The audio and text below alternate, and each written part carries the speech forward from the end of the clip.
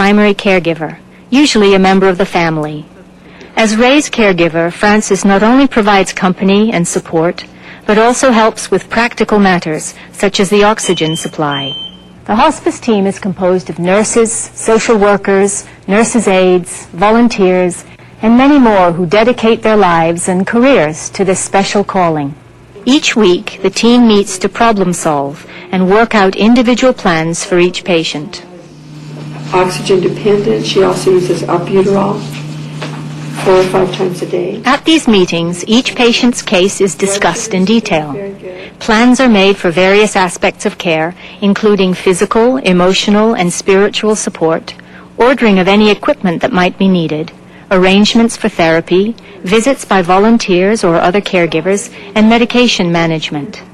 Helping patients and families accept the reality that faces them is a key role of the hospice team. You know, watching that, I was just thinking, of course, you guys, when you get back to the hospital, are busy talking about the cases in that aspect. But on the front lines, having help with what kind of meals can I prepare? Why isn't Doris taking enough water? Those were things. It was so helpful to have you there, Maria, to tell us that, look, try this. And that's the whole purpose of us being there, is to provide the education so that as things happen, it might not be so scary. You know a little bit about what to expect. Well, it is scary. I know. I was talking to Dr. Butler once. It only has to happen to you one time when you're not there, when there's a fall, for example. And just having someone, a professional, say, you know, maybe these runners, they're on the floor. They just, maybe it's time for them to go. But there are a lot of practical things, whether it's a grabber to get something out of the pantry or the grab rails in the bathroom. Who thinks about that stuff? You don't. No. You really don't. And the other thing was how many practical, mechanical things there are to help you. The special toilet seats. Because I have an inventory of things. Baby monitors, sometimes we recommend. Right.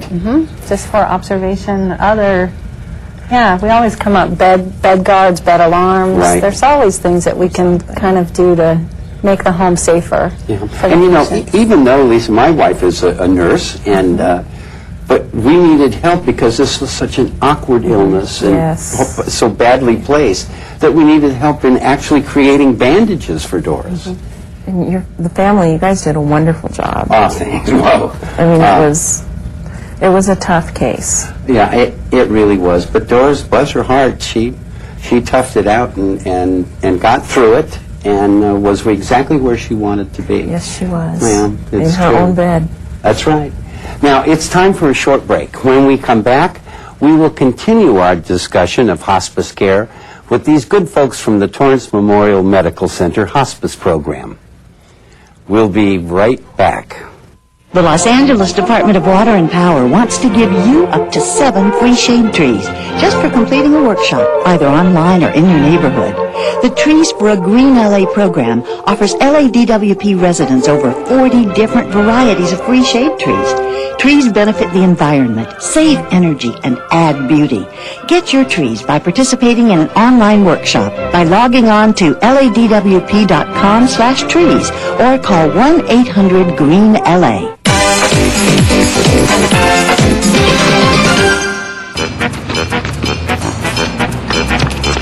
As kids, it's really important that we learn the proper way to cross a street. First, you have to stop at the curb, then look both ways to make sure there are no cars. If you see one, wait for it to pass, and when it's clear, you can cross. As kids, sometimes you have to set an example. Look both ways before you cross. Cars can't see you. Welcome back to Aging in LA. Our topic today, hospice care. And as I said at the beginning of the program, this is a very personal story for me, as my family and I recently experienced the full measure of what hospice care really means. through the efforts of our guests from the Torrance Memorial Medical Center who were so helpful at the hospice program. And again, I say thank you. Let's talk about hospice care in the future. This is going to grow, isn't it? Absolutely, it's going to grow. With the aging population, I think as people become more familiar and more comfortable with hospice care, I absolutely think that we will see much more of it in the future. Well, there's always this sort of ostrich mentality. You put your head in the sand, and yet we all come to the end of life. And to understand that there are people who have dedicated their professional lives to dealing with these things, as you have, Maria. It's another step in our journey. And what I've found almost universally is that people do not like to talk about death. Absolutely. You know, their own or anybody else's. That just doesn't happen to us, you know. We're not going to do that. Which is a big misconception. I mean, you can have an accident at any time. It's Surely. so important to discuss advanced directives when you're young. No, don't wait until you're sick. Those are things that you should be talking about with your family members so that they know what it is that you want when that time comes, whenever that may be, and so they can respect your wishes. And to have a packet. You brought a packet for us to actually look at, well, what are your orders here? Absolutely. Do you have do not resuscitate orders? What are we going to do if there's a crisis? And it was accessible. I know there were times when the subject was so difficult, I would rely on that and say, here, you look at this. Tell me what you think is the next step. But you bring other tools to the equation. Most people would have no idea that there are different kind of therapies that can be employed to make a person more comfortable. The occupational therapist can be very helpful, and our occupational therapist also does a life review and can facilitate doing a scrapbook or making a video memorial, or she does things like that. Now, that's a good thing, because there are many tasks left undone at the end of life. A graduation that you won't be able to attend, and yet a video greeting is wonderful. I like those things.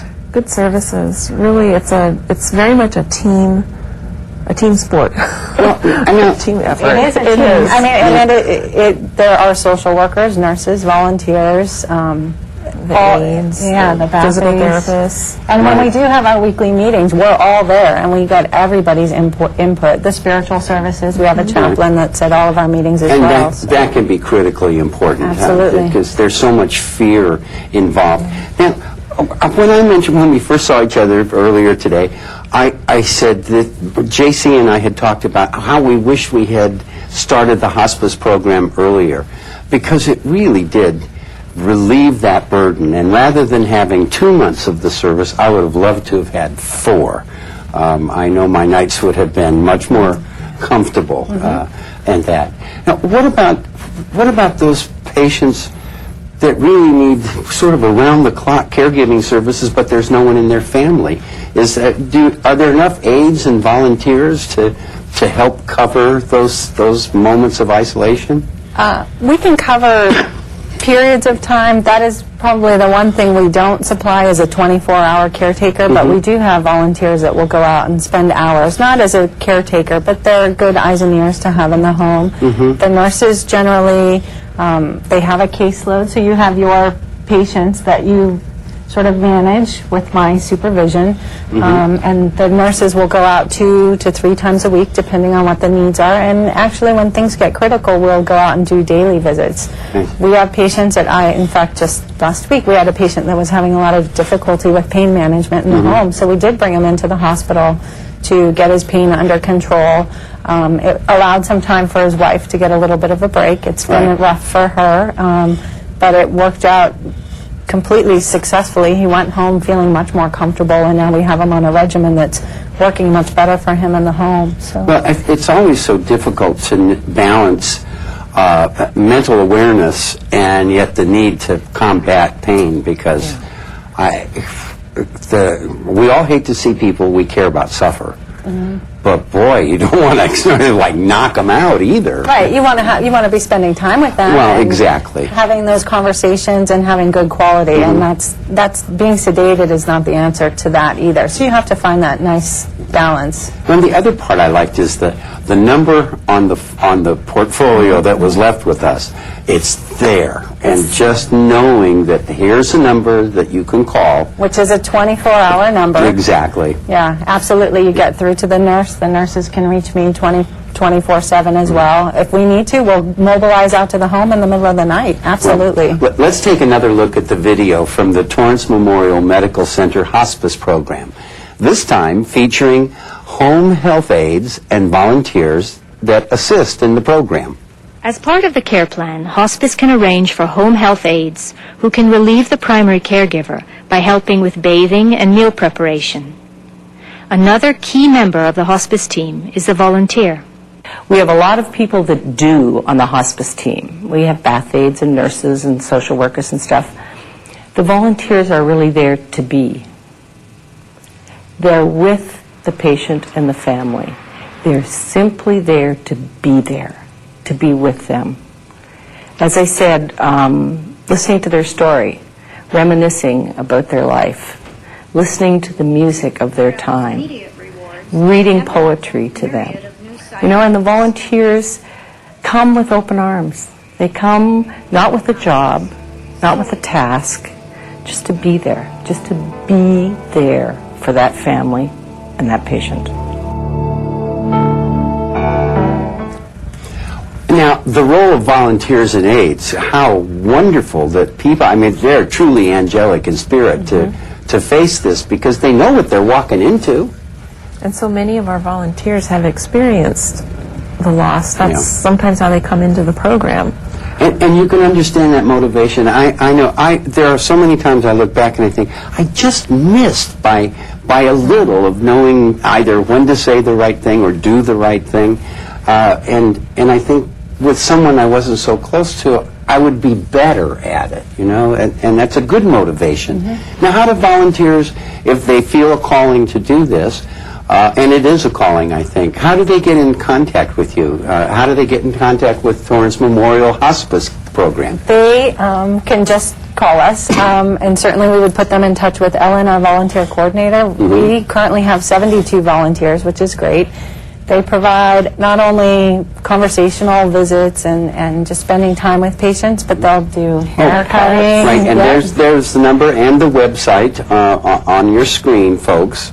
I always tell our viewers to please have a piece of paper and pencil with you. I'm sorry, now you were saying that... Please call us. Yes. We would love any volunteers, assistance, anything. And volunteering can be most anything, driving or if you're a patient and or a family member and you are interested in hospice services, please call us. Right. We do get a lot of referrals, just sort of self-referrals, probably more so than we do physician referrals. So again, we want to get people in our program early.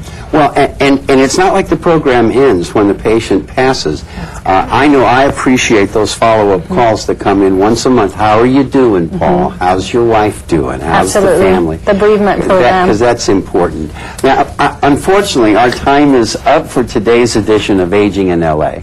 Thanks so much to our guests from the Torrance Memorial Medical Center Hospice Program, who was such a comfort to my family. Thank you to Dr. Lisa Humphreys and Maria Sowers, RN, for joining us.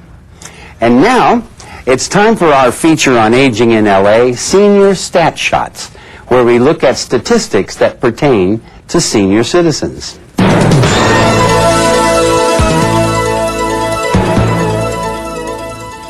We found today's statistics in the recently released L.A. County Seniors Count, a survey of the older adult population in Los Angeles City and County.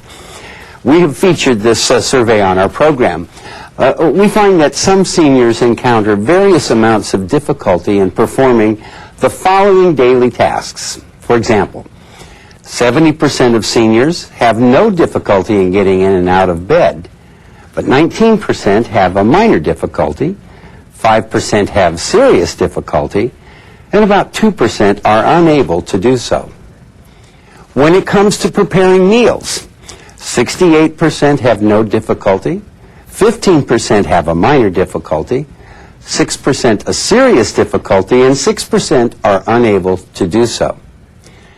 Now, as far as eating meals is concerned, 82% report they do not find it difficult, 10% have a minor difficulty, 2% a serious difficulty, and 1% of seniors in LA County are unable to eat on their own. What about using the telephone? 79% do not find it difficult at all, 11% have a minor difficulty, 3% a serious difficulty, and 2% are unable to use a phone. In our next program, we will look at statistics that show who gives seniors assistance in these daily tasks if they need it. And that's today's Senior Stat Shot. Now, you can get your own copy of this fact-filled survey by simply going online to www.ladcss.org, which is Los Angeles County Community and Senior Services, and you just click on LA County Seniors Count, and the full report will appear. Or you can have a copy sent to you by calling area 213-738-2065. That's area code 213-738-2065. I'm Paul Peterson. For the Los Angeles Department of Aging, the people here at CityView Channel 35, and all of our guests on Aging in LA, thanks so much for watching. See you next time. Lisa, thank you so much for coming.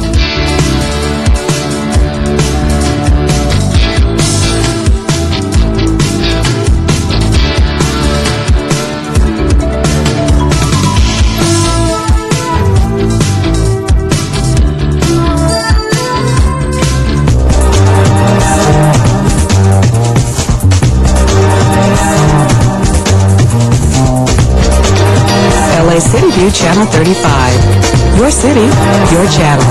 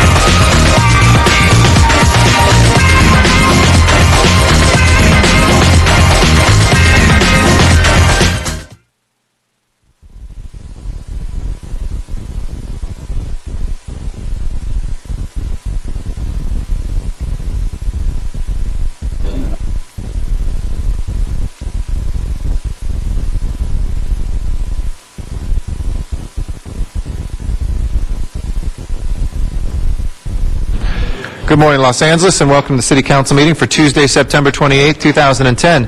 We're here in the John Farrell Council Chambers, room 340 of City Hall. We meet here every Tuesday, Wednesday, and Friday at 10 a.m. Thank you to the members of the council who are here on time. Council rules state that council members should be here at the top of the hour at 10 o'clock in their seats, ready to proceed. Unfortunately, we do not have a full quorum right now. Council members Hahn, Krikorian, Labange, and Rosendahl are here. Mr. Reyes is out today, but besides that, we're expecting everybody else. So the following council members are now late. Council members Alarcon, Cardenas, Huizar, Koretz, Parks, Perry, Smith, Wesson, and Zine. Please make your way to council chambers immediately. If we fail to reach a quorum shortly, we will be unable to have a meeting. In the meantime, thank you to members of public who have taken time out of their day to be here, to come here to listen and to testify. We thank you for your presence. If you can't come in person, there are 4 other ways to follow your city council. One is in 2 of our remote locations, Van Nuys City Hall and in San Pedro City Hall, where we have set up video conferencing capabilities to be able to take your testimony from those places, as well as for you to be able to follow the council meetings. Secondly, we're available throughout the city's cable system on Channel 35, LA City View, your channel, which is run by our Information Technology Agency, and broadcasts each of these meetings live, as well as rebroadcasting them in the evening time. Next, you can go onto the internet if you're not close to a television, and go to our city's homepage at www.lacity.org. And there we have links on the left hand of the page to be able to catch live streaming webcasts of our council meetings. For your convenience, we also archive all of our past council meetings there. So any items that we have considered in the past or that might be coming back to us, you can find there in the archives. Also, through the city's homepage are links to city services, city departments, and all of the supporting materials that council members read, as well as our agendas. Agendas are also made available to the public in our public buildings and through the city clerk's office, as well as here in council chambers, 72 hours in advance for our meetings and 24 hours in advance for any special meeting items. And finally, if you're not close to a computer or a television, you can use your telephone and call into Council Phone, service also run by the ITA, and that number is 213-621-CITY. That's 213-621-CITY if you are in the 213 area code. We also have that available at 818 at 904-9450. In the 310 West Side area at 310-471-CITY. And then San Pedro at 310-547-CITY. Thank you again to council members Hahn, Krikorian, Labange, Perry, and Rosendahl. We're at 6 members, still awaiting Mr. Alarcon, Mr. Cardenas, Mr. Huizar, and Mr. Koretz, Mr. Parks, Mr. Smith, Mr. Wesson, and Mr. Zine. Again, it is almost 10:10 now. Sergeants at Arms can please assist us in finding out where the whereabouts of those council members are. If they're not here in the next 5 minutes, we will unfortunately adjourn for a lack of a quorum. So please, if deputies can assist us with their council members as well. Thank you.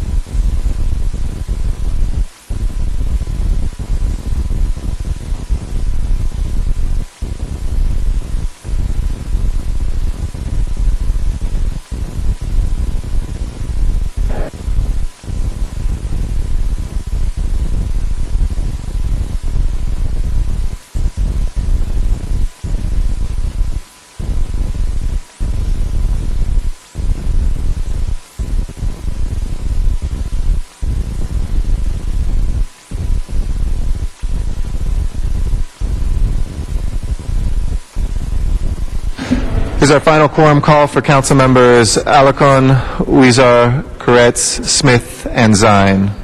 Council members Alarcon, Weezer, Koretz, Smith, and Zine. We have 3 minutes before we cancel the meeting. Thank you.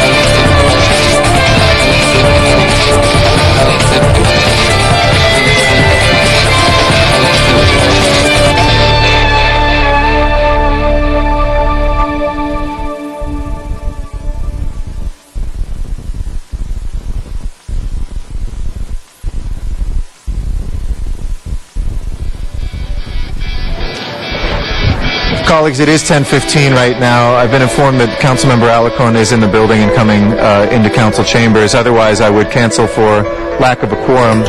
While we are waiting, let me underscore again one more time how important it is for council members to be here on time, promptly.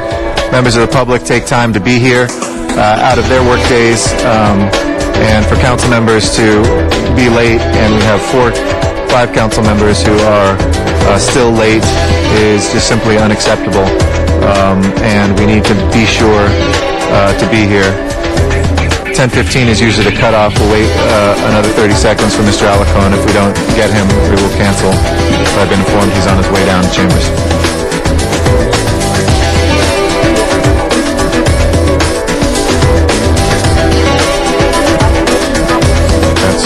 Please call the roll.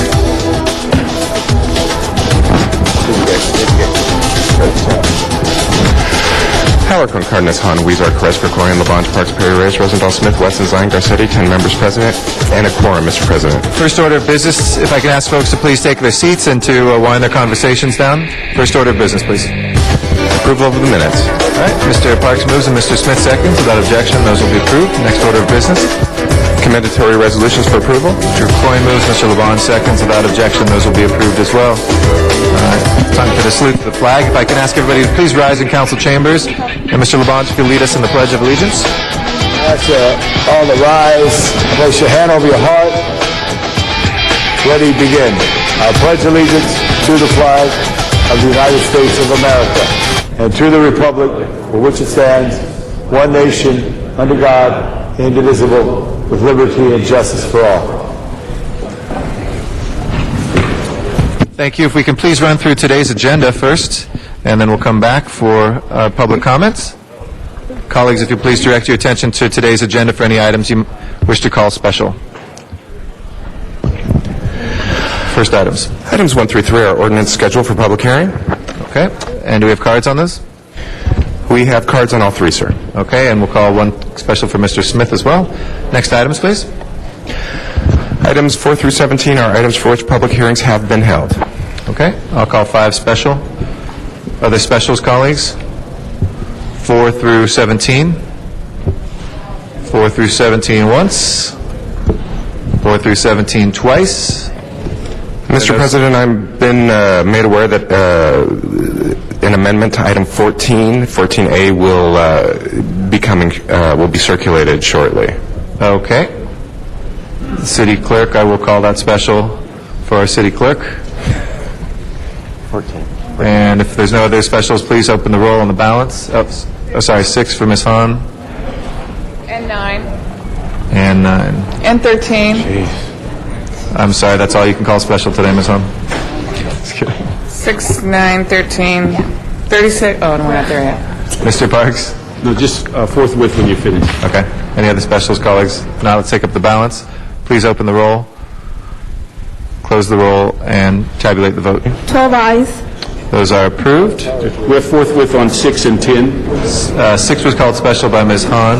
Oh, Ms. But on number 10, we'll send that forthwith. Next items, please. Items 18 through 33 are items for which public hearings have not been held. 10 votes are required for consideration. That's 1 through 3. Okay, any objection And then hit 4 through to 17. considering those? If not, do we have any cards from the public on any of these? We do. That would be items 18, Yep. 25, and 33. Okay, we'll close the other public hearings. Mr. Zine calls 20 special. Mr. Weezar? 28, have an amended motion, please. Okay, Mr. Weezar, 28. Any other specials? If not, let's go ahead and take up the balance. Please prepare the roll. Excuse me, pardon the interruption. Councilmember, on item 19B, the Housing Department reports that this matter should be received and filed, 19B. Okay, we'll take that recommendation for the Arts and Parks piece. Please, on the balance, prepare the roll and tabulate the vote. 12 ayes. Those are approved. Next items, please. 32 special. 32 forthwith. You got it. 32 forthwith and 27 forthwith as well, if there's no objection. Supplemental agenda, please. On the supplemental agenda, item 34 is an item for which a public hearing has been held. Okay. Number 34, there's no special on that. Okay, let's open the roll, close the roll, and tabulate the vote. 12 ayes. That is approved. Next items. Items 35 through 37 are items for which public hearings have not been held. 10 votes are required for consideration. If there's no objection to consideration, those are before us. Do we have any cards on these 3 items? We do have received a card on item number 35. Okay. We'll close the public hearings for 36 and 37. Anybody? 36 for Ms. Hahn. Okay.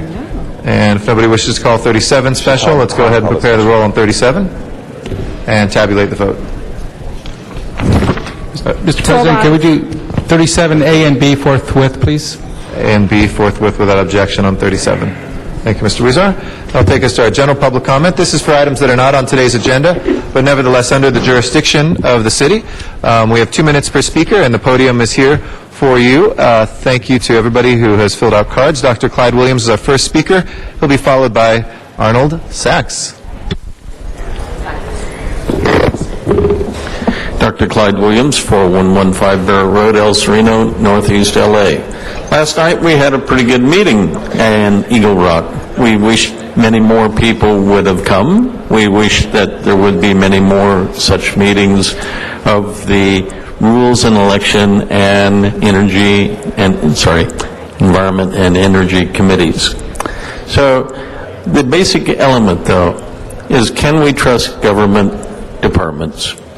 There's concerns regarding the Department of Building and Safety, concerns, of course, for the Department of Water and Power, and eventually you'll be concerned about the Department of Public Works. Yesterday, they gave a short presentation of only 30 minutes to the Ad Hoc River Committee. Part of the presentation that wasn't given was the price. What will the price of the stormwater urban storm drainage system be by the year 2020? Roughly $8 billion in one of their slides. What does that mean? $8 billion worth of capital works? They themselves say 6 to 10% for operations and maintenance of those works. So that's only $500 million a year. Excuse me, Dr. Williams. Folks, I know that we have a number of pressing items. If I can ask people to please move their conversations I can talk louder. No, don't worry. It shouldn't be your onus. It should be everyone's here. Council members, council staff, city staff, guests in the audience. If folks can please move their conversations out of council chambers to the extent possible so we can listen to our general public comment and afford our speakers that courtesy. Thank you. Dr. Williams, please proceed. Thank you for a serious hearing. El Sereno. So what we're looking at is that we can't really trust almost any department within the city. Maybe not even done, I don't know. But I know that we're not getting information, we're not getting it in a timely fashion so that the public can respond in a meaningful manner, and we just give up. Some of us do, some of us don't. So I greatly appreciate that you go back to the Department of Public Works and perhaps apply the same effort as to the DWP, because Public Works will become another DWP. Thank you. Thank you, Dr. Williams. Arnold Sachs is our next speaker. After that will be Sean Murphy. Good morning, sir. Yes, thank you. Good morning. Arnold Sachs.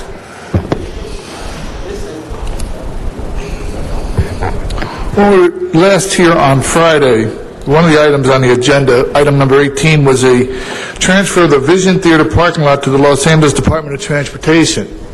And I brought up that with the parking garage fiasco going on with the city, what the transfer was all about. And Mr. Parks, Councilman Parks, clarified it. He said that there would be no loss of funding, but that he also mentioned that this parking lot is closed 300 days a year. So, in clarifying that first point, he muddled the second point. Could somebody please explain, while the city is in such financial straits, that it has parking lots closed 300 days a year? Makes perfectly good sense to me. And another item on your agenda from Wednesday, from the 24th, you authorized a request for a resolution, position authority for the Community Development Department to administer the Energy Efficiency and Conservation Block Grant, the ECBG. Because on 6/2 of this year, you authorized the LADWP to act as the agent of the city concerning the grants from ARA. And these are the same kind of grants, ARA grants. So I was wondering, it says, establish a new fund entitled ARA EECBG. Who is overseeing the operation of these grants? The Community Development Department or the LADWP? Because you have two conflicting agenda items. One on the 2nd of June and one on the 24th of September. Again, thank you for your clarification. And finally, regarding the Iowa moving to the harbor, the best part of the item is that it's a symbolic vote taken by the city council. Because no matter what else, authority rests with the harbor department because it's a proprietary department. Thank you, Mr. So Sachs. again, thank you for clarifying. Sean Murphy is our next speaker. After that is Paul DeRigo. Good morning, sir. Yes, good morning, City Council, everybody. I hope you guys are staying cool in this ridiculous heat. It was 113 at downtown yesterday. All the power went out in West Hollywood and every other cities. I don't know why you guys are not replacing the transformers. We still have a lot of old transformers that need to be replaced. I don't know why DWP is not replacing them. Please replace the transformers, DWP. Also, I'm supporting Meg Whitman for governor of California. She will do a great job. She will create jobs. Create jobs and everything else. Jerry Brown will not. Please vote. When you vote, please vote for Meg Whitman. Thank you. I'm not going to have Jerry Brown for governor. Thank you, Paul Dorigo. Is our next speaker. After that is Noel Weiss. Good morning, sir. Good morning. My name is Paul Dorigo. I'm a volunteer with LA Animal Services. And what I'm here to say is only my own opinion. It doesn't represent the department or the management of that department. But I'm here today to talk to you about the Reserve Animal Control Officer program. If anybody's familiar with LA Animal Services, we currently have a goal of 0 kill for the city. If you look at the statistics online, currently our euthanasia rate is 42%. That's 2 years that we've been working on this. It's unacceptable. It really is. But we either have time or we have money. And one of the things I've noticed about the department is that we do have people, we have volunteers. Now, we only have at any one time in Los Angeles at night 1 to 2 officers to cover anywhere from Silmar to San Pedro. That's an unfathomable amount of territory to cover for animal services for our community and to help out animals in abuse situations. I'd like to revitalize that Reserve Animal Control Officer program by bringing on volunteers that will do 16 hours a month for a commitment of 1 year. We need to raise $1,500 per officer, and we're going to continue the program ongoing right now. Currently, we have 1 Reserve Animal Control Officer left in this program. So I'd like to ask the council members and the city for the support of this department that we take on the goal of 0 kill for LA, that we support the Reserve Animal Control Officer program, because I've been going out to the neighborhood councils and speaking. And I've been telling them the situation. A lot of people don't know. And I think that's currently probably why we don't have the results that we expect, which is 0 kill. So again, when it comes time to more of these events, you're going to hear more from me on these issues as we come down the line. But when you do hear, this is what I'm trying to propose to you. It's just to look at where we're at, look where we need to be, and the programs that we need to implement to support the new general manager on these programs. And I also, if it's possible to request an agenda item for more conversation and discussion about these items, I'd like to request that. Thank you very much, and we appreciate your testimony. Thank you for being down here today. Noel Weiss is our next speaker. After that is John Walsh.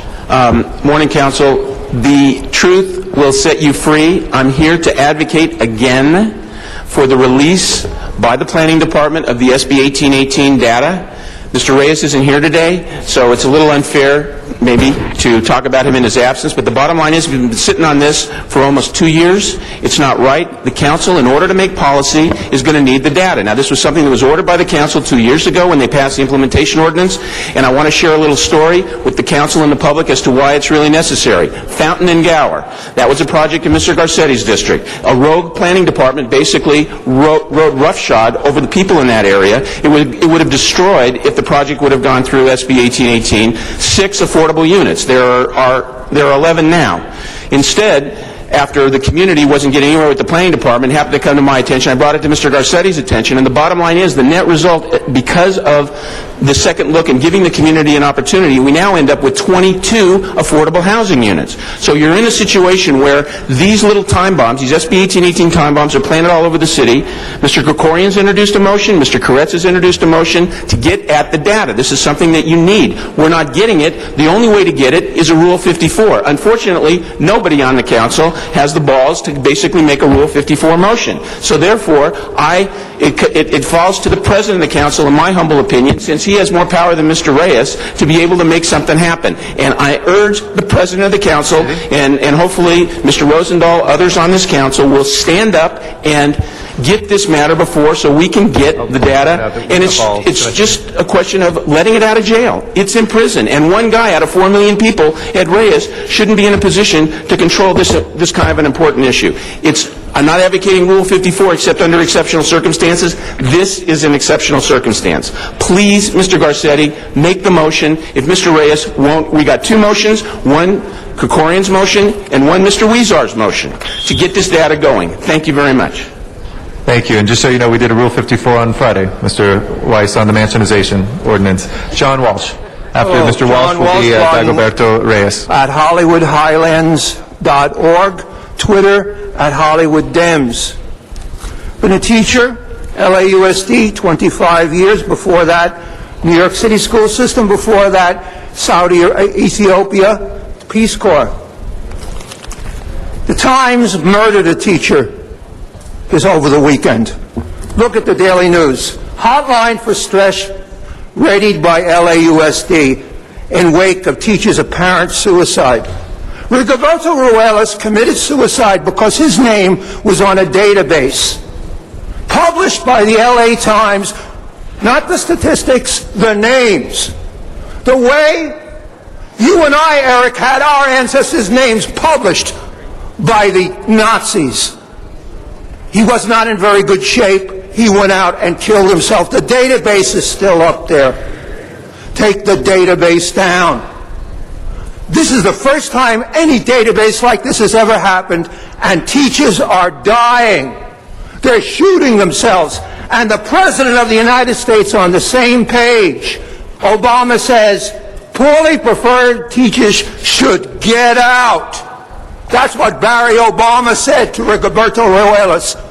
And I want to tell you what the face of teachers are. This is in 1966.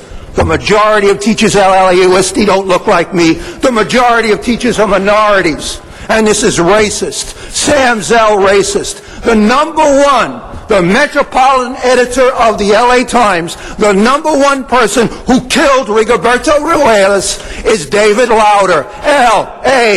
L-A-U-T-E-R. I'm asking for everybody here to call him and tell him to take it off and call him a homicidal racist.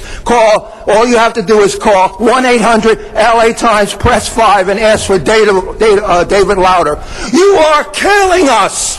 You are killing us! Thank you, Mr. Walsh. Dagoberto Reyes is our next speaker. After that is Cecilia Rodriguez.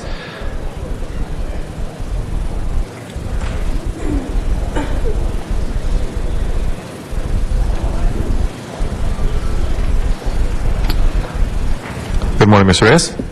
Muy buenos días. Señores miembros del Consejo Municipal de la Ciudad de Los Ángeles. Un momento por traducción. Mi nombre es Dagoberto Reyes.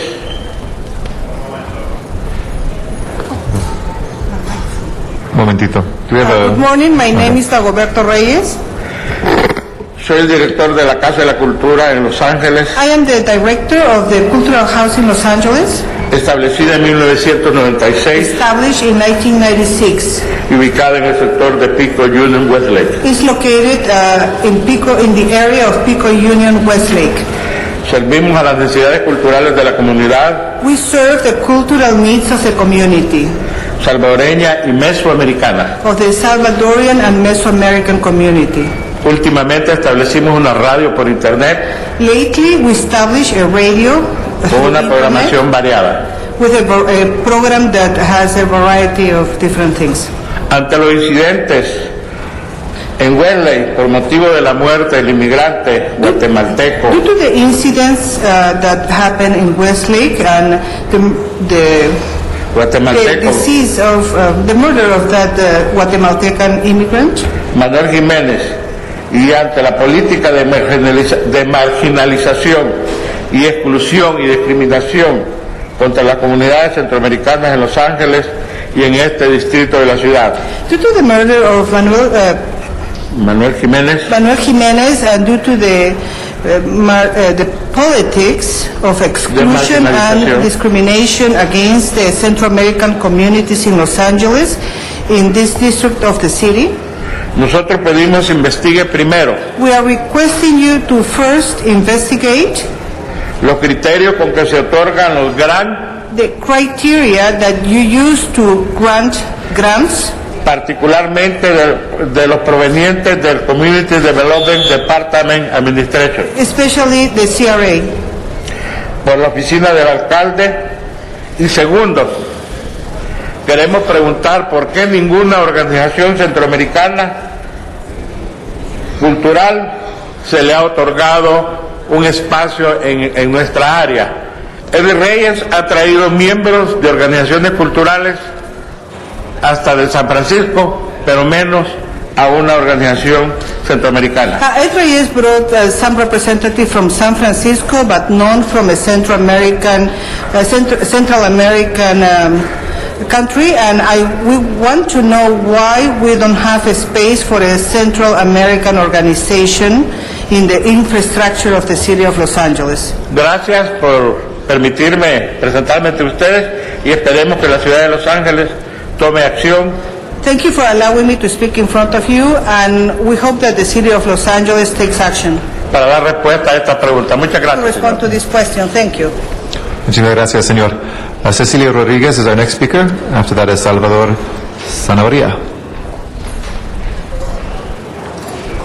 Necesitas.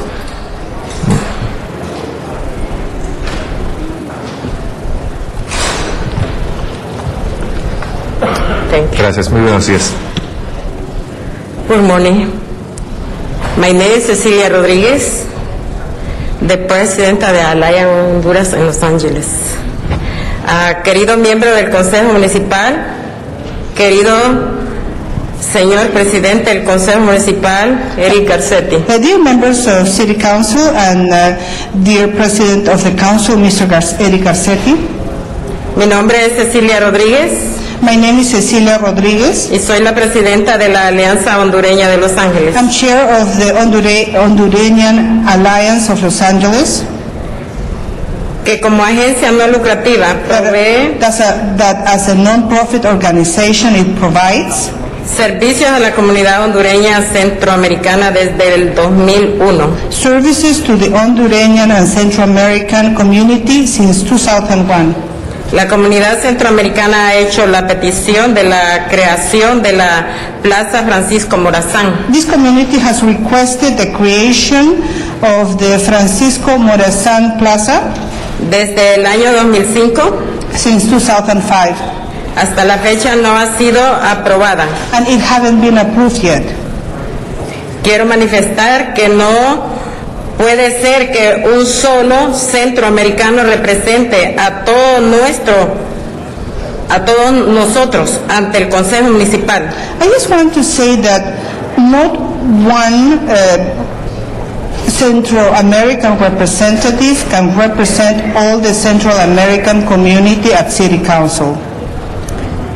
Y la oficina del alcalde y sea la única organización que recibe cientos de miles de dólares por parte de la ciudad. And before the mayor's office, and it cannot be the only organization that receives hundreds of thousands of dollars by the city.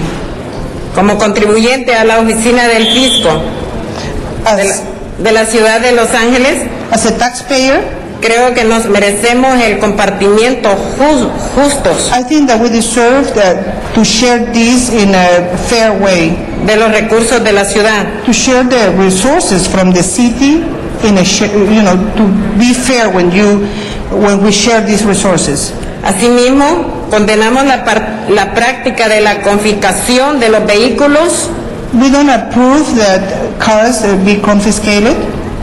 Y pedimos un alto a la política e inclusión por parte de la ciudad de Los Ángeles hacia nuestra gente. And we just request that you stop the exclusion politics to our people. Thank you. Thank you. Gracias. Salvador Sanabria is next. After that is Francisco Rivera. Buenos días. Good morning.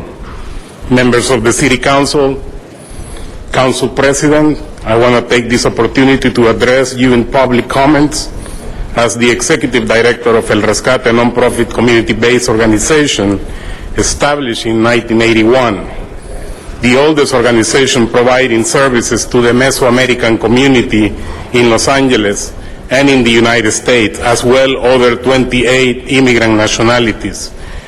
The reason why I'm here is to bring to your attention the reality of Central Americans in the city of Los Angeles. The death of Manuel Jimenez Zum brought to the attention of the entire nation the economic and social realities of Westlake Pico Union. I want to congratulate Chief of Police Charlie Beck for his approach to the incidents and for the immediately addressing personally the issues related to this neighborhood.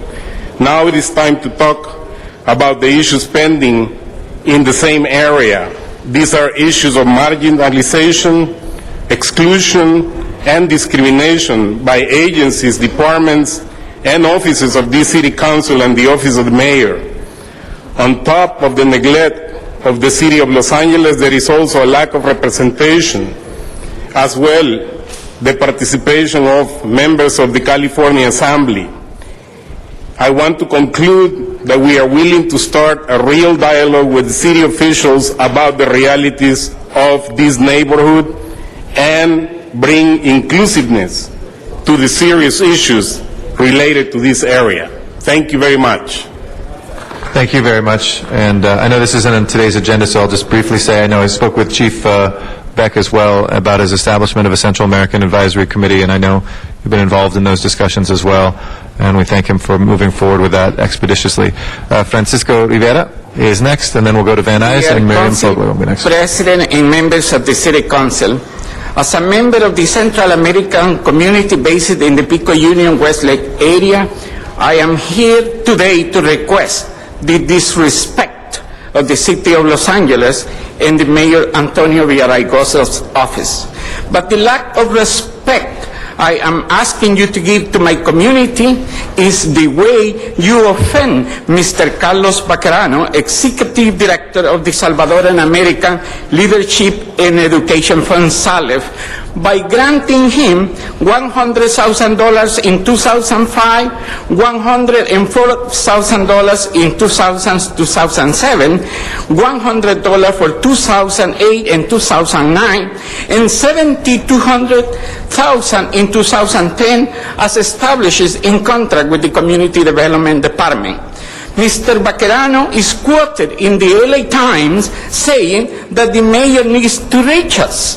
Well, the mayor, through Mr. Robert Saenz in CDD, and with the help of Mr. Rafael Gonzalez of the Office of Neighborhood Services and Mr. Jose Gardea, Chief of Staff of Council Member Ed Reyes, these little SARS of Westlake Pico Union have been reaching big time with Mr. Baquerano to the point of political tampering of the process of the designation of the historical center Little America and Plaza Francisco Morazan.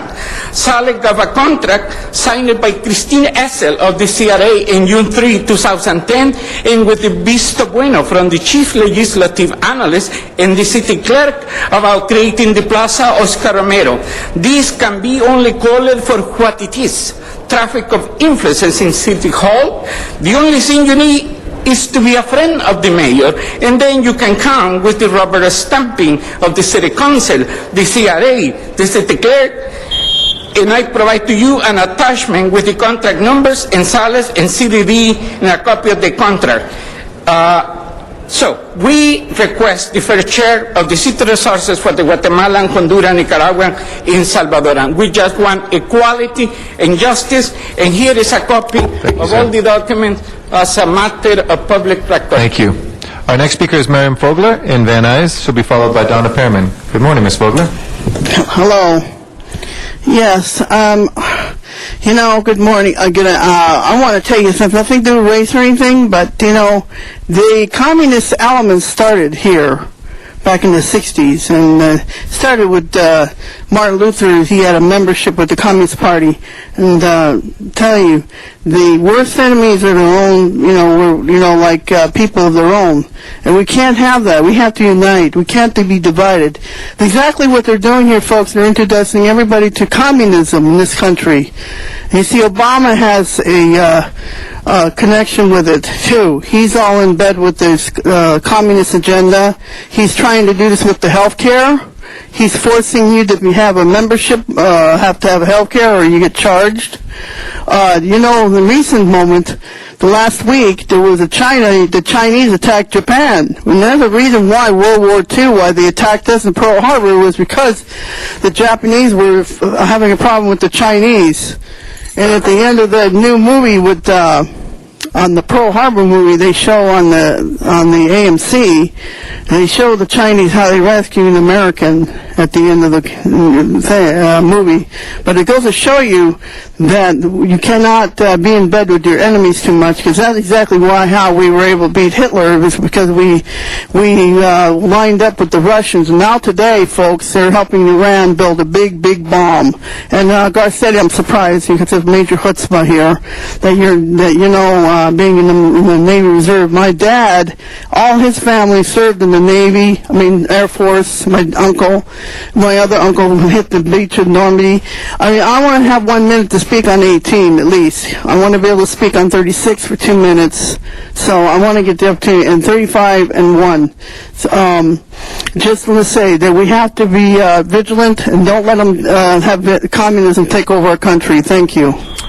Thank you. Donna Perriman will be our next speaker, also in Van Nuys. Yeah, hello. Dennis Hathaway will follow her. Okay. Good morning. Good morning. First, I would like to talk about how can you ask people to take mass transit if it's next to impossible to buy the bus pass. I only could see it selling the first day on the 25th of the month. Now this month it's sold out in the morning. I have to go to Wilshire and La Brea. If I knew how to drive, believe me, I wouldn't take that mass transit. How can you have only a handful of bus passes with when people need to buy passes for LA DOT and combination LA DOT Metro? People's fault for voting for Popar. They're taking money away from the buses to go for the rail.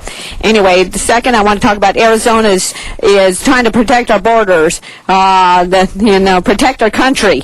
We need to take care of our border. We have some dangerous people below the border in the Mexican drug cartel in El Salvador, which brings us to drugs. Yes, hard drugs and human smuggling, kidnapping, the way they threaten these people to physical harm, even kill them if they don't have someone pay for them.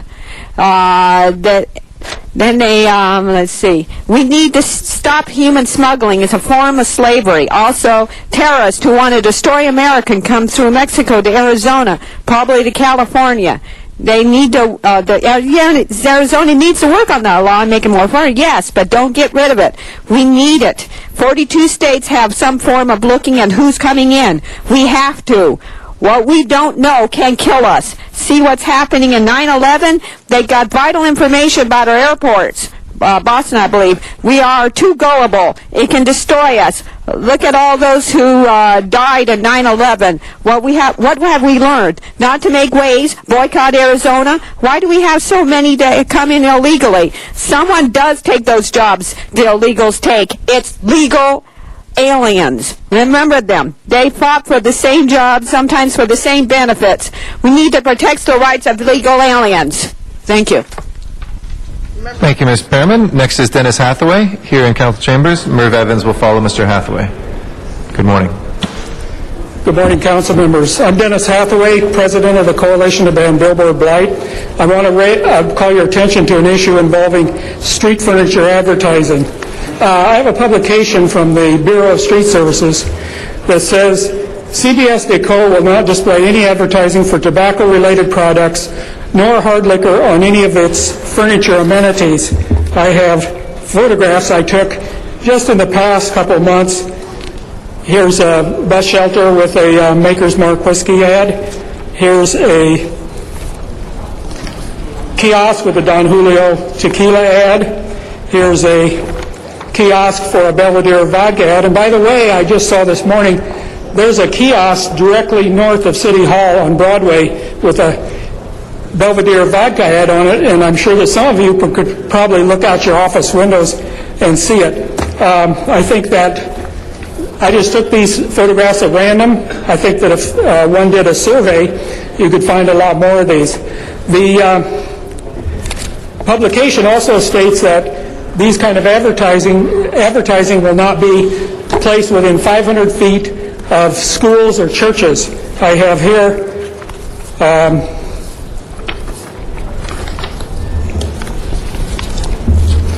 a photograph of a bus shelter on La Brea that's about 300 feet from a synagogue and a Hebrew school. So CBS Bacoa is violating these restrictions. And I think that the city, this is a legal product. It's something that I use myself from time to time. But I think that the city should not be in the position of helping market alcohol of this type for these advertisers. And I hope that the City Council will address this and take action to make sure that these restrictions are enforced. Thank you very much. Thank you, Dennis, and thank you for bringing that to light. And I'm sure we'll work with Mr. Rosendahl, who chairs our Public Works Committee, which oversees street services. I'm sorry, which is transportation. Mr. Weezer, with our Public Works Committee. I went back in time 2 years to see what we can do to address those issues with street services. Merv Evans is our next speaker. I would hope that all of our political leadership in the city and our mayor would join me in urging Secretary of Agriculture Tom Vilsack and the Vice President to administratively move on doubling the food stamp SNAP program. Currently, a family with 3 children get about $500 a month. That doesn't take that family for 30 days. We need to give those families $800, $1,000, $1,200 in direct food assistance. We need to do better. 1 in 4 children in this city are on food stamps. 1 in 8 families are on food stamps. It is ridiculous to have hunger in Los Angeles, yet at the same time spend hundreds of billions of dollars on corporate bailouts that are wrong. And in direct response to Mr. Murphy, Jerry Brown is our friend. Barbara Boxer is a friend of our community. Let us stand on Election Day with Jerry Brown and Barbara Boxer. Thank you.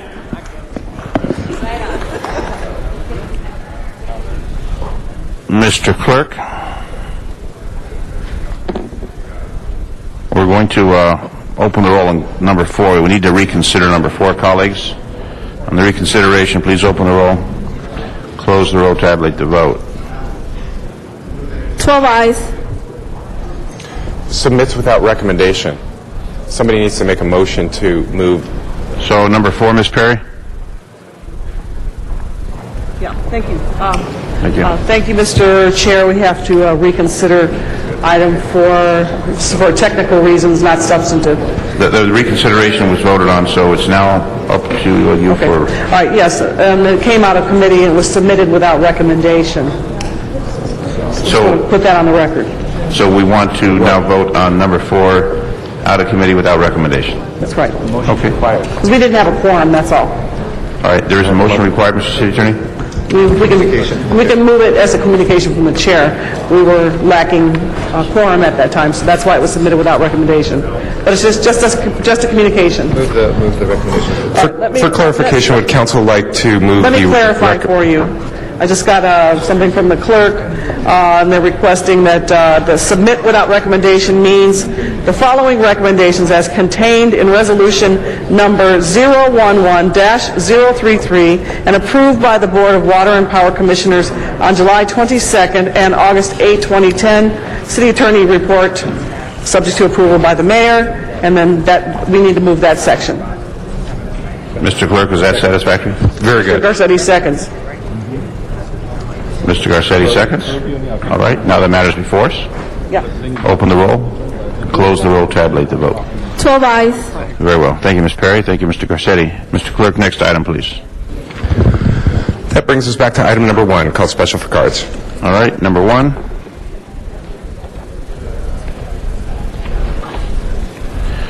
John Walsh. Number 1, sir.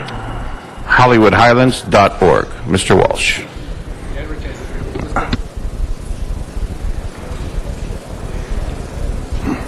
and twittering at Hollywood Dems, the EMS, and emailing at hollywooddems@gmail.com.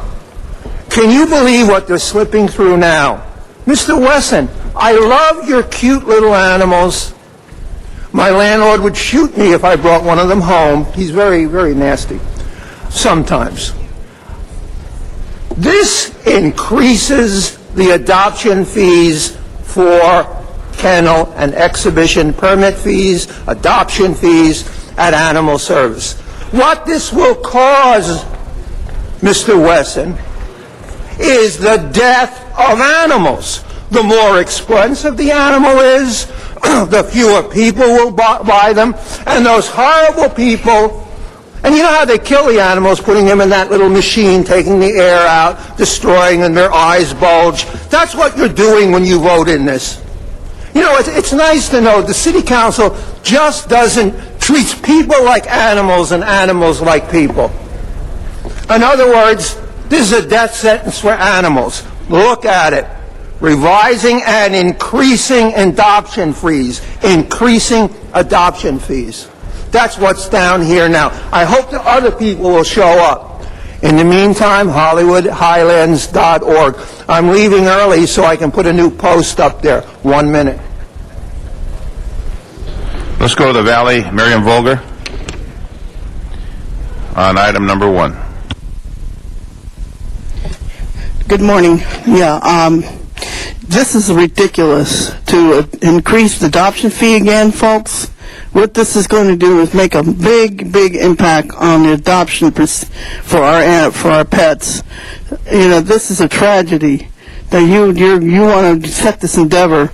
Well, I just came from vacation out of town, and they are giving newspapers and cans to help save animals. And I don't know why the city of LA can't do that. I don't know what they do with all the recycling they collect from the recycle bin.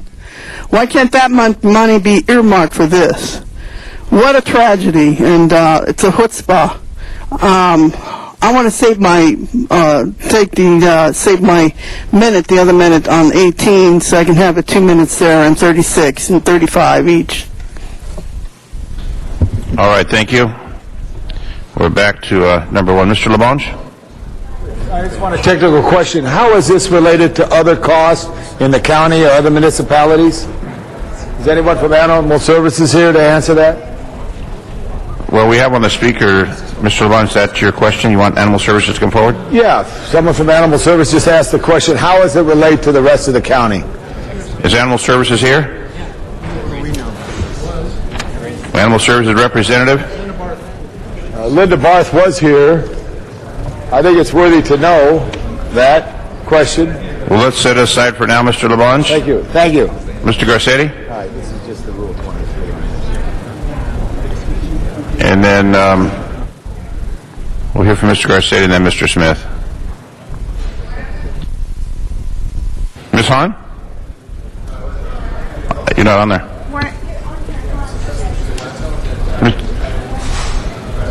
All right, Mr. Smith? Well, yeah, I wanted to have... Hold on, Mr. Smith. Mr. Hahn, did you push your button? It's not coming up. It's coming up. It's coming up, Garcetti.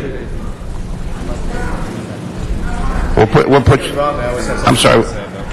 Now you're on. Someone's playing with the switch. Mr. Who's Smith. on first?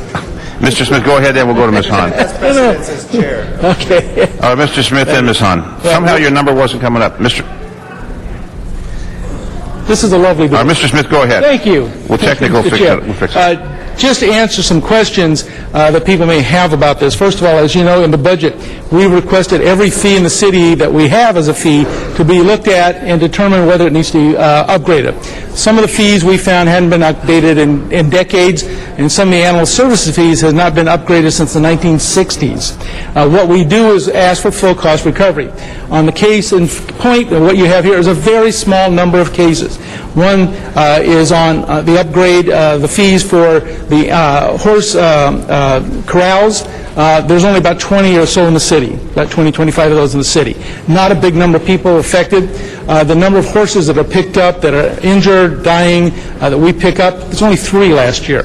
And so we're not looking at large amounts of money. All we're looking at is full cost recovery for the few services we have to the very small number of people. We are not increasing the cost of keeping horses in the city to the horse keepers. This is strictly to the professional corrals that maintain the horses, large numbers of them. It's taking it to $300 a year. For those that board many horses, some of them board 100 horses, the cost is $300. So we're just talking about a few small permits. The dollars to the city is very minimal, quite frankly. This is not a big impact, and to the regular horse keeper out there that may board their horse at one place, the cost factor may be $1 to their horse for the whole year. It's a very small amount of money, and there's not a big impact to the people of Los Angeles. It's really to a very small number of people. And again, these are fees and rates that have not been increased for decades. So I hope Linda Barth will get back here to answer those questions with specifics, but that's basically what you have before you. All right, thank you, Mr. Smith, for that explanation. Ms. Hahn? Thank you. So there's no one here today from Animal Services? Yeah, because, I have a problem from this. I think this sends a bad message right now. Our efforts in the city are trying to get more of these animals adopted out of our shelters so that ultimately we don't have to kill them. So it seems to me at this time in a bad economy, to raise the fees for adoption sends the wrong message. And I know this is a package deal so that actually if you adopt the pet, the fees will go towards spaying and neutering and the microchip. But as we were talking about, if you're adopting a pet that has already been neutered and maybe already has a microchip, then you're at a disadvantage. So an animal, if it's already been, altered, is at a disadvantage, and maybe someone goes in there and doesn't want to adopt it because they're losing money on it. I think it's a bad message. I don't like the fact that Animal Services is not here. My recommendation is, colleagues, we hold this. I also feel like there's been no outreach on this fee raising. I know there's a lot of people that don't know that we're doing this today and have not had an opportunity to weigh in on this. So I'm not comfortable at this time voting to raise adoption fees in this economy. Ms. Hahn, I understand from the city attorney that there is a Animal Services Commission meeting taking place at this moment on the 10th floor. And if we want to hold this on the table, and when they conclude that commission meeting, we can probably get some folks down here to answer these questions. Mr. Smith? I was just going to point out, while I understand what you're saying, Ms. Hahn, what we have before you on the adoption fees were approved in the budget already. You've already voted for that. I know. You put it in the budget already. So if you want to take that out, it would require you to bring that and take that out of the budget and then replace the money somewhere. Okay? Mr. LaBonge? I'm holding on the desk, right? Ms. Hahn made good points. Well, I'm concerned that some people don't know and they want to know. And how much it is. Without opposition, we can hold that on the desk, colleagues, until Animal Service gives General Manager and other representatives can come to council. So without opposition, let's hold that matter on the desk, Mr. Clerk. That brings us to item number 2. Pardon me?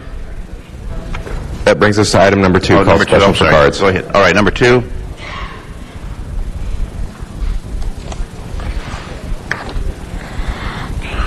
Hollywood Highlands, John Walsh. Number 2, Mr. Walsh. Your heart, John Walsh, your heart bleeds for small business. Okay, number 1, small business fund.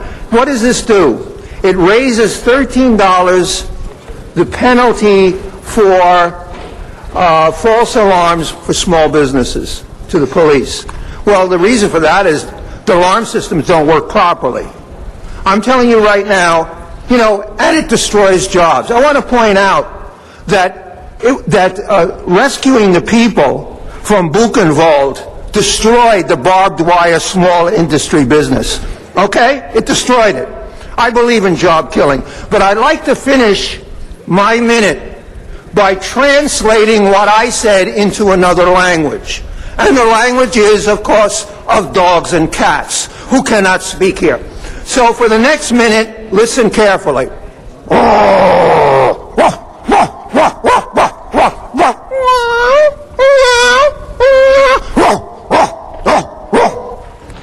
Do we have any dogs and cats who will translate for me?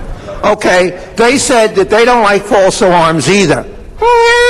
And all the cats, and also, that was the horse, because apparently it only concerns horses. I just want you to know that that is for all the cow adoptions, and I'd just like to say, you can, HollywoodHighlands.org, you know where you can put the 26 Thank you, Mr. Walsh. The horse was the best impression. Thank you. Ms. Hahn? Ms. Hahn? I don't even know what to say. That was a new high or a new low. I don't know. Mr. Tiefenk, and I know probably it was part of the budget that we raised the alarm fees. You know how I feel about this. I've never been completely satisfied on our ability to detect when it actually is a false alarm. So my questions to you are, when we have told somebody it's a false alarm, how did we deem it to be a false alarm? Very good. Richard Tiefenk, Executive Director of the Board of Police Commissioners. The process for determining a false alarm begins in Commission Investigation Division when we, on a daily basis, will look at the activities of the day before. July 1 of 2009, our new false alarm management system went operational, and believe it or not, it is called Cry Wolf. So the only interpretation you did not, or impression you did not hear, is a wolf. But Cry Wolf is the software. Please don't. I will not do it now. Embarrass. Cry Wolf is the software that manages the program. So our personnel, our staff, go into it and will see an item where we have a false alarm. What we are able to do with the new software, it integrates everything back into communication center where the public safety representative actually receives the call. So we're able to look at the call, the comments on the call, the responding officers, the time they arrived, the time they cleared, and any notes that the responding officers made. So from that information, that begins our original and initial check. At that point, unless there's anything that says uniquely that this was nothing other than a false alarm, such as no incident report was taken, indicate there was an attempt break-in, and that would be on there. Therefore, it would not be a false alarm. It would have been a valid response. So if it shows false alarm, the system that we have now, we generate the bills out of the system. Right. They're printed. My concern is that when an officer arrives, sometimes hours later, after the alarm has been set off, I've also know for a fact that sometimes officers don't do a perimeter inspection. They don't go in the backyard. They don't walk around. And just from all appearances at the front door, it seems to be a false alarm. But in reality, it may be not. I know this because I get calls in my office, Mr. Tiefenk, from constituents who say they came home, the alarm went off, they went around the back door, and there actually was a break-in, but they were billed for a false alarm. If that's the case... How are we missing these? Well, we're not missing those, ma'am. If they have made a police report, and there is a police report on an attempt break-in or an actual break-in, that is waived. And so when usually what happens is the bill will go to the resident. The resident will then call us and say, the officers responded, and there was an attempt entry. Right. And we'll look again on the call. We'll see that there was no report taken. We will then follow up back to the area that the officers are assigned to, through their watch commander, back to the original responding officers to determine if, in fact, that what is being reported to us is accurate. And if a report is necessary, we'll have a report taken, and then we'll waive that alarm because it is a valid alarm. As to the issue of long delayed response times, again, we will have those, I will say, infrequently. The vast majority of our alarm calls have a response time within 30 minutes. But those that there could be anomalies where busy night, they're outside of that parameter, and we get calls from the citizens. We'll talk to the citizen. If it is their first alarm, we offer them alarm school. Right. They can do alarm school via mail. The fee is waived. There's no penalty to them. We also will have situations where we'll be able to validate if there were power failures. We go through DWP and confirm that. If there were excessive winds that could have activated an alarm, we're able to validate that. With our current system, we have a much more robust system and ability to deal with the false alarms and the comments from citizens that and in fact was not a false alarm. It Right. was a valid alarm. Right. And so I believe we have come... So do you feel the appeal process, I'm calling it that just basically means the constituent's ability to call and say, I think this Absolutely. is a mistake. You feel like that is fair and, quick? I do, ma'am. Okay. We deal with those on a daily basis, and all I would suggest is when the constituents call your office, have your staff reach out to myself or Ms. Eva Vega, my assistant, and we have a whole process. We call people back, and we've done that through other council offices, and I believe that we have shown a great deal of responsiveness to people, and we certainly are, I would say, liberal in our interpretation of that waiver process, because we understand the impact financially to folks, but we also must be fair and consistent and not arbitrary in our enforcement of the false alarm What ordinance. percentage are we collecting of these false alarms?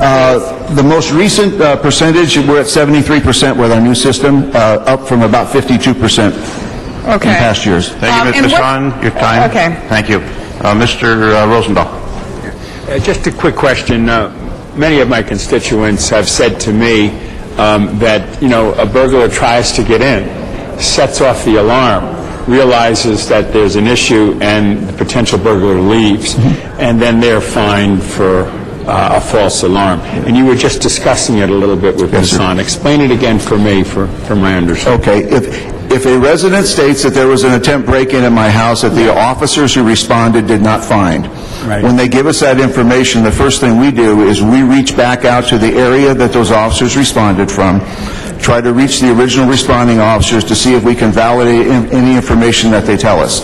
If in fact there was an attempt break-in and the officers did not take a report, they will have to take a report. They'll have to document that in an incident report. Once we receive that, there is no fine because it is a valid alarm.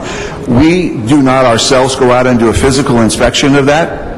I can tell you we've had individuals who receive the alarm bills. They'll send us pictures. They'll do a whole variety of things to demonstrate their case. And by and large, we do not have those issues occur that often. What, again, I would suggest to you and any of your colleagues, that if you have these calls come to your office, please forward them to our office as soon as possible, and then we'll be responsive. For me, we had some burglary in Mar Vista the other day, and the police and even the state police got involved, the CHIP folks, and I was very proud of our police. They got these folks, but they've been banging on a lot of people's doors in that neighborhood there.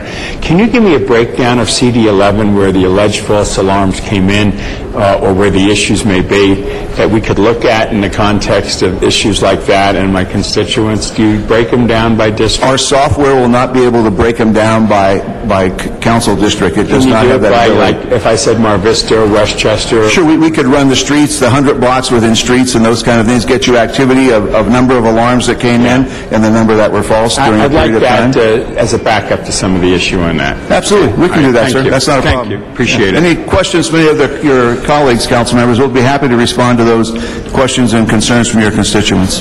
Ms. Hahn? Yes, so tell us what exactly we're raising the fee to today. You're raising the fee from $136 to $149. The way that fee... And the reason for that is what? It's full cost recovery. As all of the permit fees that are part of this agenda report, there, I believe, are about 53 different permit fees that are included in here. Some are being adjusted up, some are being adjusted down. The reason the alarm fee is going up, we capture the time it takes for officers to respond. That would be 2 officers to respond. The time it takes for finance to do their processing, what little bit that is, the time it takes for Commission Investigation Division to process the billing, and the time it takes for the public safety representative at the police department to answer the phone. All of that time is taken into consideration. What really drives these numbers, ma'am, are when the cost of salaries... I worked really hard to get this title. Don't call me ma'am. I'm sorry. I've heard that before. Council member, I apologize. The fees come about based on the fact when salaries go up or benefits go up. And in this year, the cap rate for sworn personnel went up, and that drove the percentage of the response time up as far as fees are concerned. That's how the numbers come about. Right, and I hate this because, bottom line is, I think people in Los Angeles who put alarms in their house are doing that because they probably feel like we're understaffed in the police department anyway. We're way understaffed in terms of the number of police officers we should have. They're doing that to protect their homes. In fact, many of the burglar alarms were put in as a recommendation from the senior lead officers who said, you might want to think about putting an alarm in. So I always have this, I'm on the side of homeowners who have put alarms in. I think they're doing it to help the police department, to help to prevent break-ins, because we know if there was a burglary, the amount of police time, detective time, would probably be even more. And I think if we recovered 100% of the collections, that would be cost recovery. And I think you would make your money back if you collected the fines 100% as opposed to raising them. I would rather see work on collecting what is owed to us than raising the fee. I know, again, we voted for it in the budget, but I think I voted no on the budget. So I think I'm going to vote no on this and encourage you to work with collections to recover what is owed to you, because I still think, again, that sends a bad message in this tough times that we're raising the fees if you have nobody wants a false alarm purposely. No one intends it to be a false alarm. They're really just trying to protect themselves and their families. So I understand the plight you're in, but I'm thinking about voting no on this. If I could just give you one statistic. Last year there were about 47,000 false alarms in the city of Los Angeles. 97% of them were false. Thank you. So the police resources that respond to that we're attempting to recover. And Mr. Tiefenk, you have some experience in law enforcement. Yes, sir. Some extensive. Yes, Councilmember, I apologize. Some extensive experience. Okay, thank you. Thank you, Mr. Labarge. That matter is now before us. Open the roll, close the roll, tabulate the vote. 11 ayes, 1 no. Mr. Wesson. Mr. President, I'd like to take a moment for an introduction. We are honored today to have representatives from the Kimpo government from Korea with us today. We have the Mayor Hugh, and Mr. Garcetti's counterpart, the president of the Kimpo City Council, Mr. P, is here. Many of you might know that years ago, the airport was in the Kimpo area. It has since been moved, and now they are embarking upon the possibility of a giant revitalization effort. And anyway, I just want to welcome you to our great city, Mr. Mayor, and to the council president. To my left is our council president. Enjoy yourself, and we're really glad that you took a moment to spend some time with us. Thank you so much for coming. Thank you, gentlemen. Thank you for being here. Welcome to Los Angeles. Thank you. Welcome. We now have a representative from Animal Services, so we can go back to number 1, colleagues. So if we can get the Animal Services representative, who I think is in the room, to the center table, please. Is she back? I thought she was back. Animal Services representative in the chambers? Ms. Linda Barth, you're being paged. Do we know where she is? Yeah, right there. Oh, can we get you to the center table, please, Ms. Barth? To take a picture, they're coming up the side. You want to... And colleagues, on item number 1, we now have the representative, Ms. Hahn, please. Thank you. Okay, so you were explaining to us why... I'm sorry. One question. Mr. LeBon? First, because I asked first. Pardon me? Only real quick, where are we on the scale of the 88 cities in the county of Los Angeles on these fees? If you have a horse in Glendale, what do you pay? If you have a horse in Los Angeles, what's the difference? I don't believe Pasadena Humane handles horses. It's relatively unusual that Glendale has horses. You mean for a permit for a stable? All I'm asking, Ms. Barth, is what is our relationship here in our fee structure to the rest of the county? Our fees are very comparable to the County of Los Do you Angeles. have a list of yes. that? I could provide you the list. I don't Please, have it because I with think it me. would be important for me to have a list so we see that's fair. And then how much outreach did you have with, like, Lynn Brown and Corral 38 and all the equestrian groups? In regards to the raising of the stable fees and so Yes. forth, our instructions through the budget process was to make sure we got full cost recovery. So all we did was calculate actual cost No, recovery. did you go out and talk to the people? We did not speak to the stable Okay, owners about so here's cost the recovery problem, formula. Mr. Smith and others. I'm just saying it's important we reach out, because I think people will be supportive of us if we reach out. When they know that the money's going for the equine tax, it goes to equine issues, they support it. So it's hard for me to support something unless there's a sweep of effort to try to do that. So thank you for your comments. Ms. Hahn, please. Thank you. Okay, what is it right now when someone walks in to adopt a dog? It's $102, 15 for a microchip, 40 for spay neuter, and 40 for adoption fee. Plus for a dog, if the dog is over 4 months and they live in the city of Los Angeles, they would pay a $15 dog license fee, which is going up this week to $20. So what are we doing today? We're not raising the fees, we're just bundling them? Correct. We are bundling the fees. So what if you were adopting a dog today that needed to be spayed or neutered? It would cost you $117, presuming you also bought a dog license. It would be $102 plus $15 for your dog license. And what is? And today it's the same amount? Yes. You're just unbundling it, or you're bundling No, it? we're bundling it. Instead of it being unbundled, we're bundling it. Last year, the council approved a cost recovery methodology for setting our fees. We set our fees so that the adoption of a dog would be $102 plus the cost of a dog license, so generally $117. So you're trying to tell me it's the exact same cost? Yes. The fees that were raised were the permits fees, because they're based on time for officers, and some relinquishment fees for equines, for example, but dogs, cats, rabbits... So adopting a dog or cat is not... is the same as what you approved and took effect July 1st, 2009. Then why, I mean, honestly, colleagues, I do, but honestly, I still think it's a marketing issue. I think it's a message issue. I think people are going to believe that we've raised the fees. It's like the airlines. The airlines don't put on there that you have to pay for your bags, but when you get there, you have to pay for your bags. But they don't like to put it on their ticket because it discourages people from flying a certain airline. I think it's the same thing. I don't think we want to discourage people from adopting a dog. When they come in to adopt a dog, they need to be able to see this is what it's going to cost. Absolutely. But this way, you've bundled it and you've sent a message, and it's going to sound like we've raised the fees. I don't know why we're doing this. Well, for one thing, I agree completely about making sure that people understand the breakdown of the cost. And what we have currently are posters, and we're just sort of Right, so reworking them, what was updating. broken that we needed to fix? One of the problems that we do have is people say, oh, it's only $47 to adopt a dog. Then they get up to the counter and they argue, well, I don't want a microchip. I don't need a microchip. But the law requires them to have a microchip.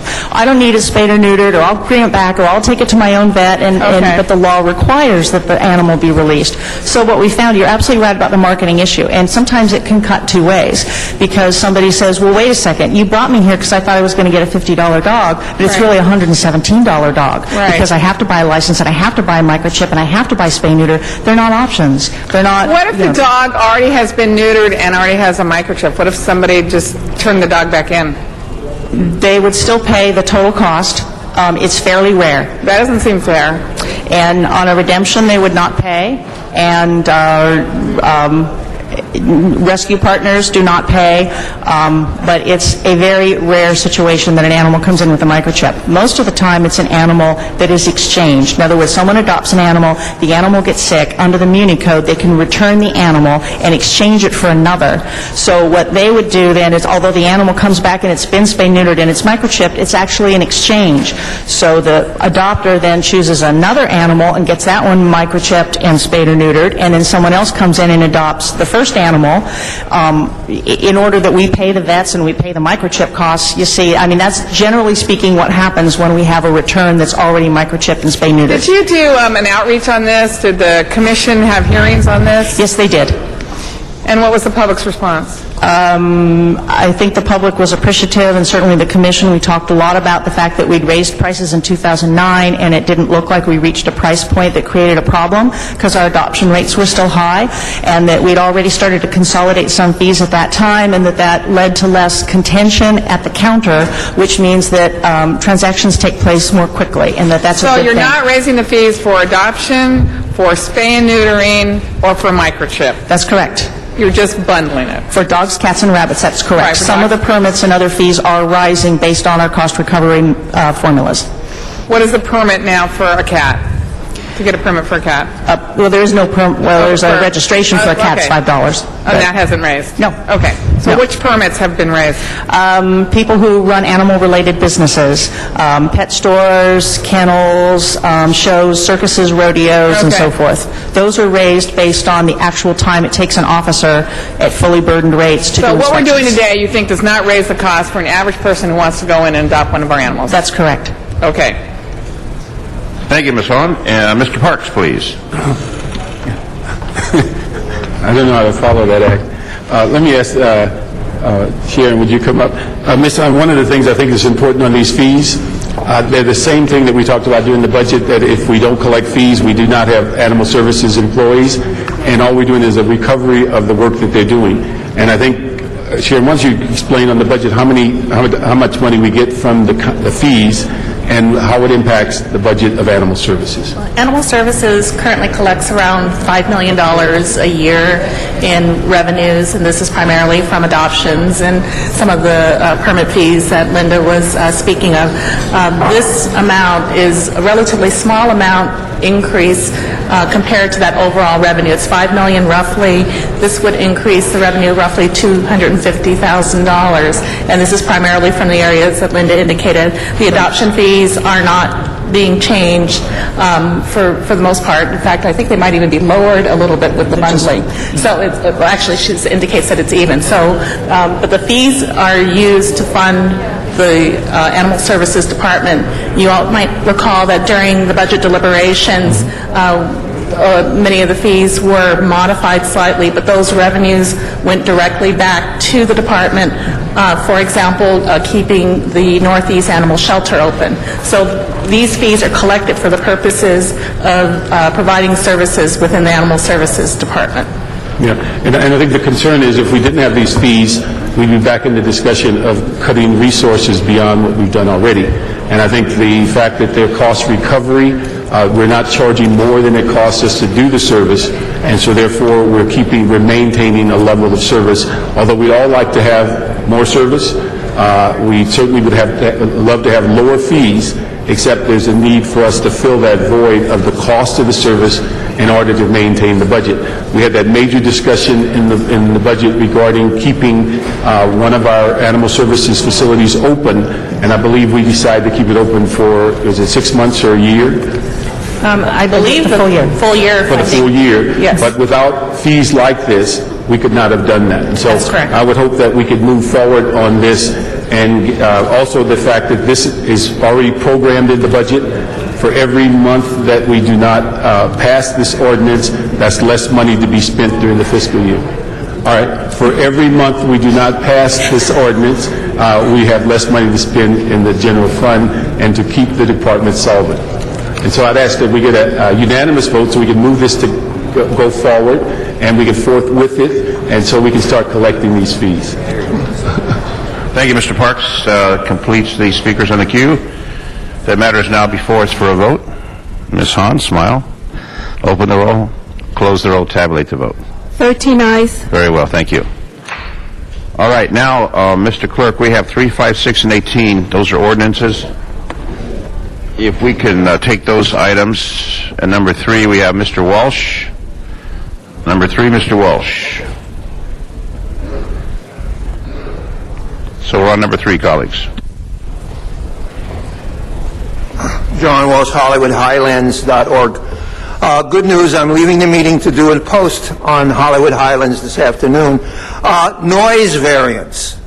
We should have a permit for noise variance of $5,000 to $15,000. Try living at Yucca and Argyle, 2 blocks from the W Hotel. little Ricky over here allows them, they blow me out of my bed. They blow everyone out of our bed. We've got Hollywood Palace, we have the W Hotel, it's party, it's have sex, but incidentally, it's politically correct sex in the street. It's both gay and straight. And of course, while they're having sex under my window, they're boogieing to the music 2 blocks away at the W Hotel. It's out of control. The city, Hollywood, is Hollyweird. It used to be Hollywood. Now it's Alka Hollywood.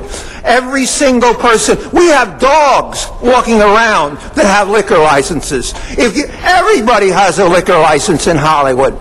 The bums have homeless people have liquor licenses. I mean, and this is Little Ricky's, let it be known. We have more liquor licenses per square mile than any place on the planet Earth. Mr. President, I don't think he's talking about the noise variance. Yes, I am, because it's noise and liquor are the same thing. No, Mr. Walsh, noise and liquor are not the same. By saying, I don't know, maybe he's under the influence. I'd just like to finish by saying HollywoodHighlands.org, and I've just been told that it's perhaps a second teacher has committed suicide, LAUSD teacher, because of the LA Times putting our value added on their website. Thank you, and LA Times abajo. All right, that is our only speaker on that matter. So on that, open the roll, close the roll, and tabulate the vote. 13 ayes. Very well, thank you. Mr. Clerk, our next item, we have a number of cards on 5, so let's go to number 6. And the number 6, we have 1 card. Mr. President, item 6 was called special. One of the council members had questions for that matter. We are now been informed that her questions have been answered. And there always a public hearing on number 6? That is correct, sir. All right, so there will always a public hearing. So on number, we're going to bring 5 back. I'm trying to get through the other items. Ms. Hahn? 6 real quick. Colleagues, 6 is about roosters in our city, and we are allowing each household to have 1 rooster after we heard about noise, and we heard from LAPD about the connection between roosters and cockfighting and gang violence. So we have been, up to this point, only allowed Animal Services the authority to enforce the 1 rooster per household rule.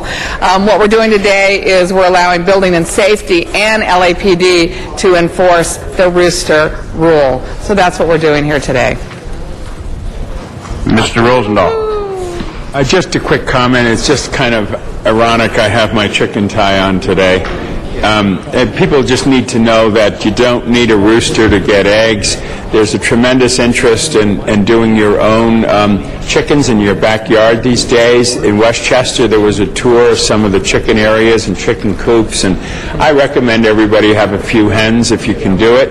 Feed them fresh greens and move forward with it. But you don't need a rooster, just so you know. A rooster is necessary for fertilizing the egg, not laying the egg. So obviously, the problem with a rooster in an urban environment is that people who don't like the sound have a real problem with it. I personally have no problem with it, but other people do, so we obviously need to move forward with that. Thank you. All right, Ms. Hahn? You're up again. Okay. So let's take the vote. Open the roll, close the roll, tabulate the vote. 13 ayes. Very well, forthwith on that matter. And Mr. Garcetti, you want number 5 brought forward? Please, if I we could. do that. We have a number of cards on number 5. I know we had a public hearing. If we could reopen and have a minute per speaker. All right, minute per speaker. Lori Goldman. Good morning, Council. I'm here representing Central Hollywood Neighborhood Council. As the first certified neighborhood council in Hollywood, we wish to express our support of the ban on super graphics in Hollywood. Primary considerations are super graphics have resulted in a visual blight in our community. The lack of enforcement has resulted in a proliferation of super graphics. And the economic argument put forth by the development community does not justify the continued visual degradation of our community. We do believe that of the 48 approved super graphics, that we still can keep our Hollywood uniqueness, our vibrancy, and our vitality. Council members, CHNC respectfully request that you join with us and support the ban on super graphics. All right, thank you. Mr. Gubler, Hollywood Chamber of Commerce. Ron, good morning. Good morning, City Council members. The Hollywood Chamber of Commerce continues to have serious reservations about the proposal before you today. This banning of super graphics represents a significant change in policy, and such an abrupt change may have serious consequences to projects in the pipeline that were counting on super graphics to make their projects pencil out. Developers of the proposed 400-room hotel next to the Hollywood Palladium and the 320-room Highland Center Hotel have told us that this action could effectively kill these projects. An abrupt change like this, to be fair, should be phased in to allow those impacted to adapt. Otherwise, the city may also lose out in the end if important projects are canceled. We still believe that the well-reasoned and more gradual approach to capping super graphics that was advocated by the Planning Commission makes sense, and we urge you to reconsider and adopt their recommendations. Thank you. Thank you. Dennis Hathaway. Mr. Hathaway. Thank you. Dennis Hathaway, Coalition to Ban Billboard Blight. We support the ban on super graphics. Unfortunately, this ordinance is taking one step forward with that ban and taking one step backwards by allowing digital signs up to 300 square feet on walls of buildings. The other issue is that I don't think it's been thoroughly explained to the public what this grandfathering means. My own calculations showed that there would be over 30,000 square feet of new super graphics that are not up now that would be grandfathered, including super graphics that would be covering windows very close to freeways. I think that I would urge the City Council to make sure from the City Attorney exactly what projects have legal vested rights and not allow any other projects to go forward as super graphics. Thank you. Thank you. Richard Spicer.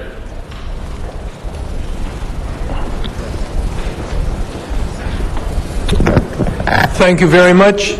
I'm representing the Greater Griffith Park Neighborhood Council. We think it's very important to have public notice, and one way to do that is to follow the Planning Commission's recommendation, which would allow them to review and act upon all signs. We continue to support a ban on super graphics. I would like to read from our community impact statement, which you got today, and that is that if an entity erects different signage than permitted, then the permit should be revoked and the entity and signage should be deemed illegal and subject to appropriate fines and penalties. We also support the sign reduction program, which unfortunately is being eliminated by the proposal before you. In past CIS, we're in favor of very strong enforcement. That means well-funded. Thank you to the council, the CPC, and staff for some very good work on this subject. Thank you, sir. Brian Curran. Yes, Brian Curran, Vice President, Hollywood Heritage. Hollywood Heritage enthusiastically supports Council President Garcetti's proposed ban on super graphics in Hollywood. For too long, lax and inconsistent enforcement has led to the damaging of fragile historic buildings and the obscuring of the beauty of their designs. Super graphics are inappropriate for application on historic structures and in general are illegal and create visual blight within the Hollywood Boulevard Commercial and Entertainment National Historic District. We urge the City Council to join Council President Garcetti and the residents of Hollywood in working to improve the visual quality of Hollywood and to protect its vital historic resources by rejecting the recommendations of the CPC and approving the ban in its original form as amended by the Council's Plum Committee. Thank you. Thank you. Ann Williams.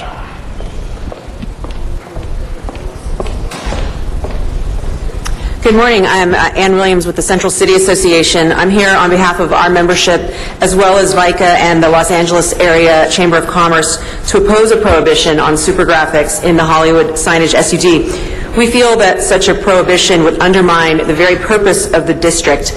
We understand that super graphics are not appropriate in all parts of the city, but Hollywood has been specifically designated as a place where this kind of large-scale advertising actually enhances the urban environment.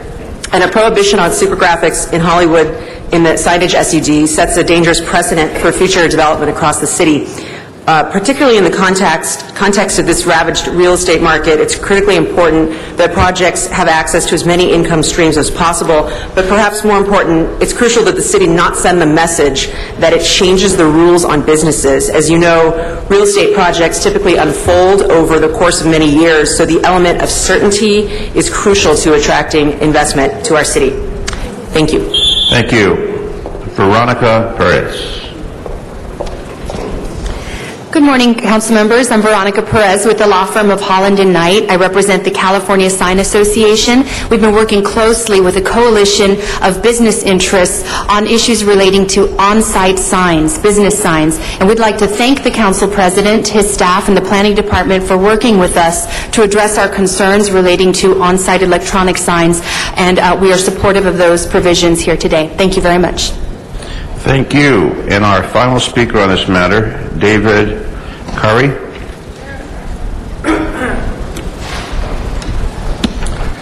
My name is David Carrera, and I'm here to support the ban on super graphics. I live in Hollywood and have been here for 20 years, and I'm right outside the sign district, about 150 feet away, so me and my neighborhood are extremely vulnerable to the future of super graphics. In the past, large buildings have been wrapped on all four sides.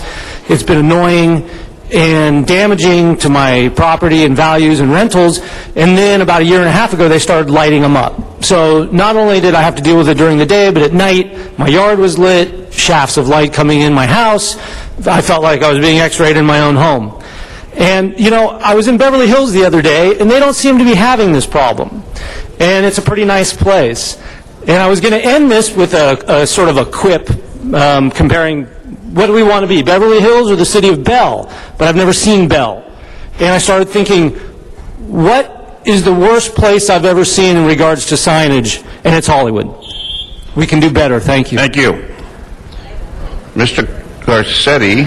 Thank you. Just to pick up where you left off, I think Bell doesn't have super graphics. They've got a lot of other things going wrong for them, but it's one of the few positive things we can say publicly these days about Bell.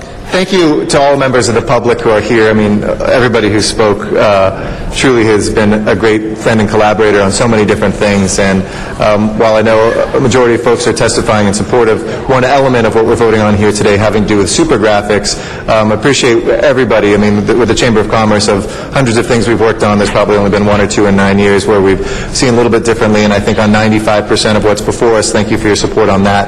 And we can respectfully disagree on the super graphics piece.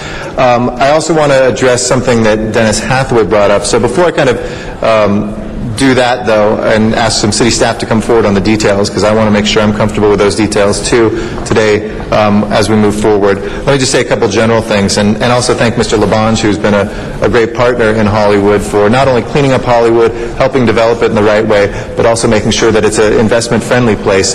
We can all sit around and say, we want a beautiful place that becomes completely vacant and nobody's there except for criminals. Certainly we had some lean years in Hollywood where that was the case.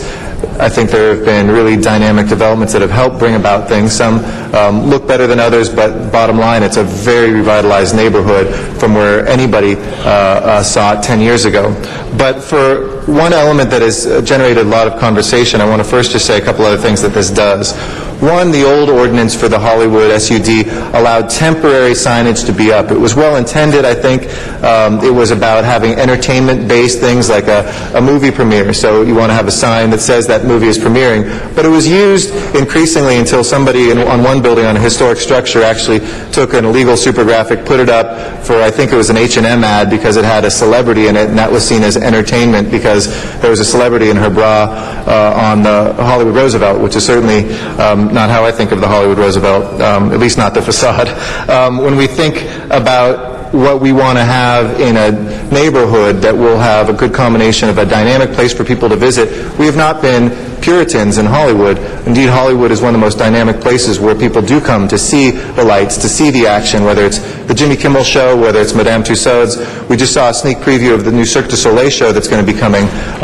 It's pre-sold tens of thousands of tickets, and I'm confident the number of jobs and hotel stays are going to be incredible when we see that. It was debuted, its new name of that show, Iris.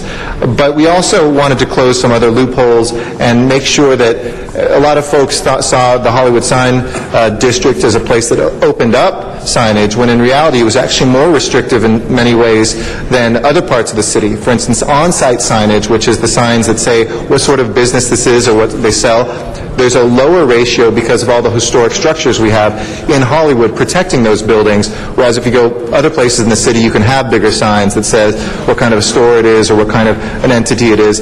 And these are, I think, some good examples of what has worked.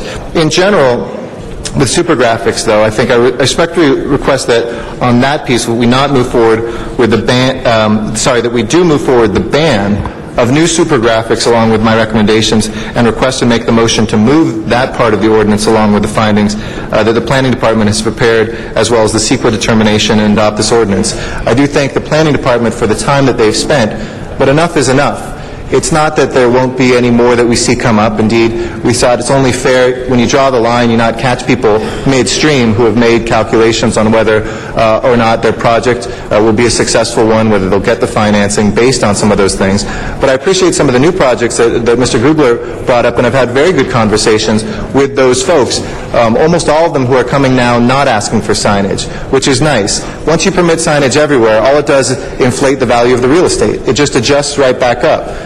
We have to draw the line now in a way that people can predict, make their business decisions, and the land price will adjust accordingly as well. And right now, Hollywood has really been one of the few places, if not the only neighborhood, where we're still seeing groundbreakings and ribbon cuttings in the city of a large scale. That has been something positive for all of Los Angeles, to see that sort of revenue coming here too. But I'd like to ask if the City Planning Department and maybe City Attorney can come forward, because I think the issues that were discussed are legitimate ones that were brought up by the... And just to be clear, on the digital signs, the 2003 rules have not changed. In fact, they might be more restrictive now. Is that correct? That's correct.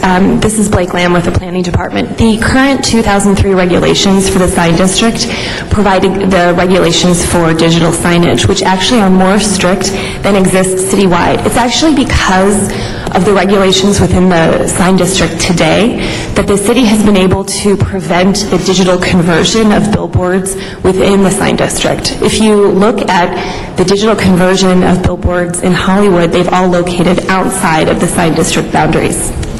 So we have a citywide ban right now on digital billboards. How does this affect? Does this supersede that? Would there be a scenario in which, under this ban, somehow this is the only place where they're legalized and they're pushed into Hollywood? Would that be the unintended consequence that could come out of this? And if not, how are we protected? Because that's certainly, I think, the impression of some friends who, are as concerned with these issues as I am, have brought up here today. Absolutely not. The digital conversion of billboards has never been permitted within the Hollywood sign district boundaries, and this ordinance would not provide an unintended consequence for that to happen. And perhaps the city attorney would like to give us some legal background on that. Yes. Kenneth Fong for City Attorney's Office. I would agree with that. And where there is uncertainty, we still have the citywide ban on digital signs. Okay, and that takes precedence. Okay. Well, if it's not regulated by this SUD. Sure. Okay. But within that SUD, it wouldn't. The citywide ban wouldn't be. Would it be null and void in Hollywood? No, I don't believe so. Okay. All right. That's very important, because I don't want to take a step backwards on digital signs. I think we've done some positive things recently on those. I appreciate what Dennis brought up, but I wanted to establish that for the record. I was asked that by a reporter as well. Does this mean all of a sudden there's a loophole? And I said, if there's a loophole, I want to make sure it's closed. If there's not a loophole, I want to establish that on the public record. So, and this is a living, breathing ordinance. If we see something happen, so it still relies on the discretion of a new sign agreement. If a digital board, when there was no longer a ban, would come up, and I think it's very carefully regulated where. It's the main strip of Hollywood Boulevard. It's about 5 blocks on Vine Street, about 5 blocks on Sunset, and 2 blocks on Cahuenga. Is that right? That's correct. Okay. So, for those who are worried the sky is falling, I would say the sky is not going to fall. We are going to see Hollywood development through. We are going to make sure that people who are investing in Hollywood have an amazing place to come to, that they can make sure that their projects can get the financing that is critical to continue putting people to work and making Hollywood a dynamic place to be. I would point to some of the openings we've had recently, and they've gone through tough times, but we had a new boutique hotel open up on Vine Street, less than half a block away from the W. There are 2 other hotels that are charging ahead now and already are financed, an office structure that we're resolving the issue, as you've heard about around here, with a hamburger stand and a just way for that hamburger stand owner, and so that should move forward. New parking that's already underway being built where the farmers market is. These are projects that it's tough to find that collection of projects anywhere in the city right now, and that's not just good for Hollywood, it's good for all of us. But it's time that we got our visual blight back. This doesn't stop anything new from popping up since some are in the hopper, but what it does is it draws the line. It says from that point forward, until we get to a place where we decide that it's a changed universe, let's make sure that we do this the right way, and not a way that is overwhelming with the visual clutter, one that is still a dynamic entertainment district, but one in which we can hold our heads high. And I think the residents and the businesses deserve nothing less, so I ask you for your support today. Thank you, Mr. Garcetti. Mr. Koretz. Thank you, Mr. Chair. Colleagues, I rise and ask for your support for this, and I want to thank President Garcetti for his work since 2007 to address the proliferation of super graphics in the Hollywood signage district, which includes my council district in the 5th. It's time for us to recognize while the district was adopted for a lot of good reasons and many aspects are working well, the super graphics piece of this is not working well. Buildings are being designed not for residents or businesses, but as a place to plaster these giant signs onto. And we've learned a lot from the years that this district has been in place, and it's time to make these changes. Super graphics are not only overpowering the architecture of Hollywood, they compete with roof and neon signs that were a key reason behind the creation of this sign district in the first place. This district is about encouraging reinvestment in Hollywood, but also allowing the old Hollywood, including those iconic roof signs, to come back to life in a new form.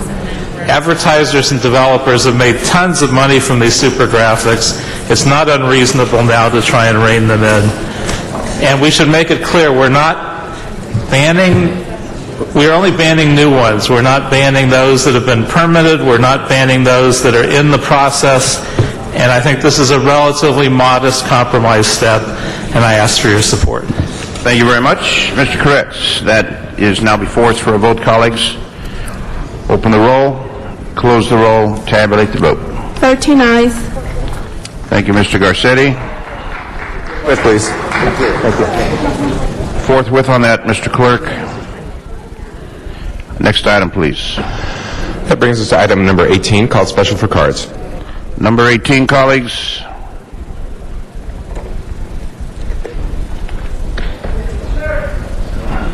Mr. Walsh. Number 18, Mr. Walsh. Is Mr. Walsh still in chambers? Mr. Walsh, second call. Mr. Walsh, not here. Let's go to the Valley. Marion Volger and Donna Pierman. Ladies, to the San Fernando Valley. Yes, hi, good afternoon, almost. But finally, the veterans, they have been shortchanged for a long time. Let me tell you, folks, these are the backbone of fighting for our freedom here. We want to stop communism, trying to take over our country. So we need to have all these benefits and all the stuff here. And my dad, he's one of them from World War II. U.S. Navy first machinist mate. He was in the South Pacific, and I tell you, he's taking advantage of it, having a new state-of-the-art hearing aid for his hearing, hard of hearing. I guess it's from the machines that he used to have when he was on the battleship. Even though, are you familiar with that, Eric Garcetti? So, you know, this is so important for these guys and gals to have this. And by the way, Rosendahl, I don't care if you're, you know, if you're gay, if you're in the military, just that, you know, I just want everybody to know that we support them all, and I hopefully that, you know, that the veterans hospitals and all that stay public. I want them to get the best of care, because these people are in harm's way, and they need the best of care, and I don't want their benefits cut. We never know. Thank you. Donna Pearman. Also want to say... In the Valley, Donna Pearman. Yeah, good morning. Anyway, you never called me on one, but anyway, I believe the veterans deserve all the benefits they can have. They give up their lives and they get disabled or troubled by the war, and they give so much. So I say that I think they should get the best of care, and I think this is a great thing. Every once in a while you do have something good on your agenda, and this is one of them. So let's say thank you for our veterans, and let's give them all they need. Thank you. Thank you very much. Mr. Rosendahl. Just a quick comment, and I appreciate her saying that she didn't care if I was gay or not, but I am a veteran. The truth of the matter is we got to support our veterans. I was just with a group that are in the Iraqi and Afghan who are in my district in a transition house, and we sat at a block party and we talked about commitments to our great nation. Obviously, anything we can do for a veteran that's put themselves in harm's way, we should do. Thank you, Ms. Design, for your leadership on this, and obviously I ask for an aye vote. Thank you. Mr. Krikorian. Thank you, Mr. President. This motion is an important recognition of the fact that so many of our city employees sacrifice for their country by volunteering for the reserves and so often being called into active duty and often into harm's way. In this case, many of our city employees were faced with being called into active duty to respond to one of the worst offshore oil drilling disasters in history, when the BP well in the Gulf of Mexico exploded. And so what this motion does is two things. First, it recognizes those who sacrifice by volunteering for our reserves and provides full salaries for them for the time that they were called into active duty. But second, and very importantly, it puts the responsibility for that cost on the company that was responsible for that disaster. And it ensures that the city attorney will recover all of those costs from BP and those other firms that will be found accountable for that tragedy in the Gulf. Thank you, Mr. Krikorian. Matters now before us, colleagues. Open the roll, close the roll, tabulate the vote. 13 ayes. Okay, we now have Ms. Hahn has items and Mr. Labange has items. Mr. Labange, how... Members, if I just ask, this is a Rule 23, if the city attorney approves it, a brief report from the Department of Water and Power. Yesterday was the hottest day in the city's history, and I'd like to get just an update from Water and Power. Very brief. He wants to do that right now, man. Ms. Hahn. It's a special because it's just heard, because yesterday was the hottest day. That people have been waiting for. Would it be all right to just go through some of those and then... Okay, I just wanted to get this team back to Water and Power, but I'll acquiesce to you. Unless it's brief, I just wanted a brief report. If no one has any questions, we just get a brief report, and we can do follow-up later. Ms. Hahn, I know you have folks here. Mr. Labange, can you do it in 5-10 minutes? Yeah, absolutely. I'm not going to ask any questions. I just want to report. All right, if we can do that in 5 to 10 minutes, then we can move on the agenda. But just let's know that we have people in the audience that always come and always wait a long time. We can certainly have respect for our city employees, but there's certainly people here in the audience that have been waiting a long time. We just took 18 out of order, so I'm just saying. I appreciate that. I appreciate everybody being here, but these are executives from Water and Power going to give a brief report. Hold on, Mr. Labange. Mr. City Attorney has to say something. Thank you, Councilman. I'm sorry.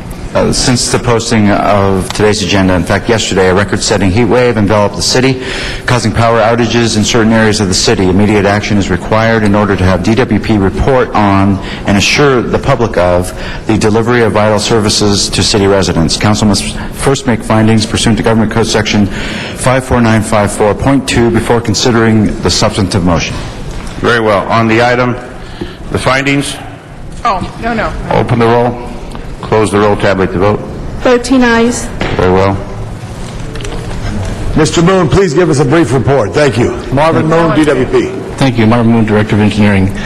Yesterday, of course, with the record heat wave, we had a record load on the city. It reached 6,177 megawatts at 3:45 in the afternoon.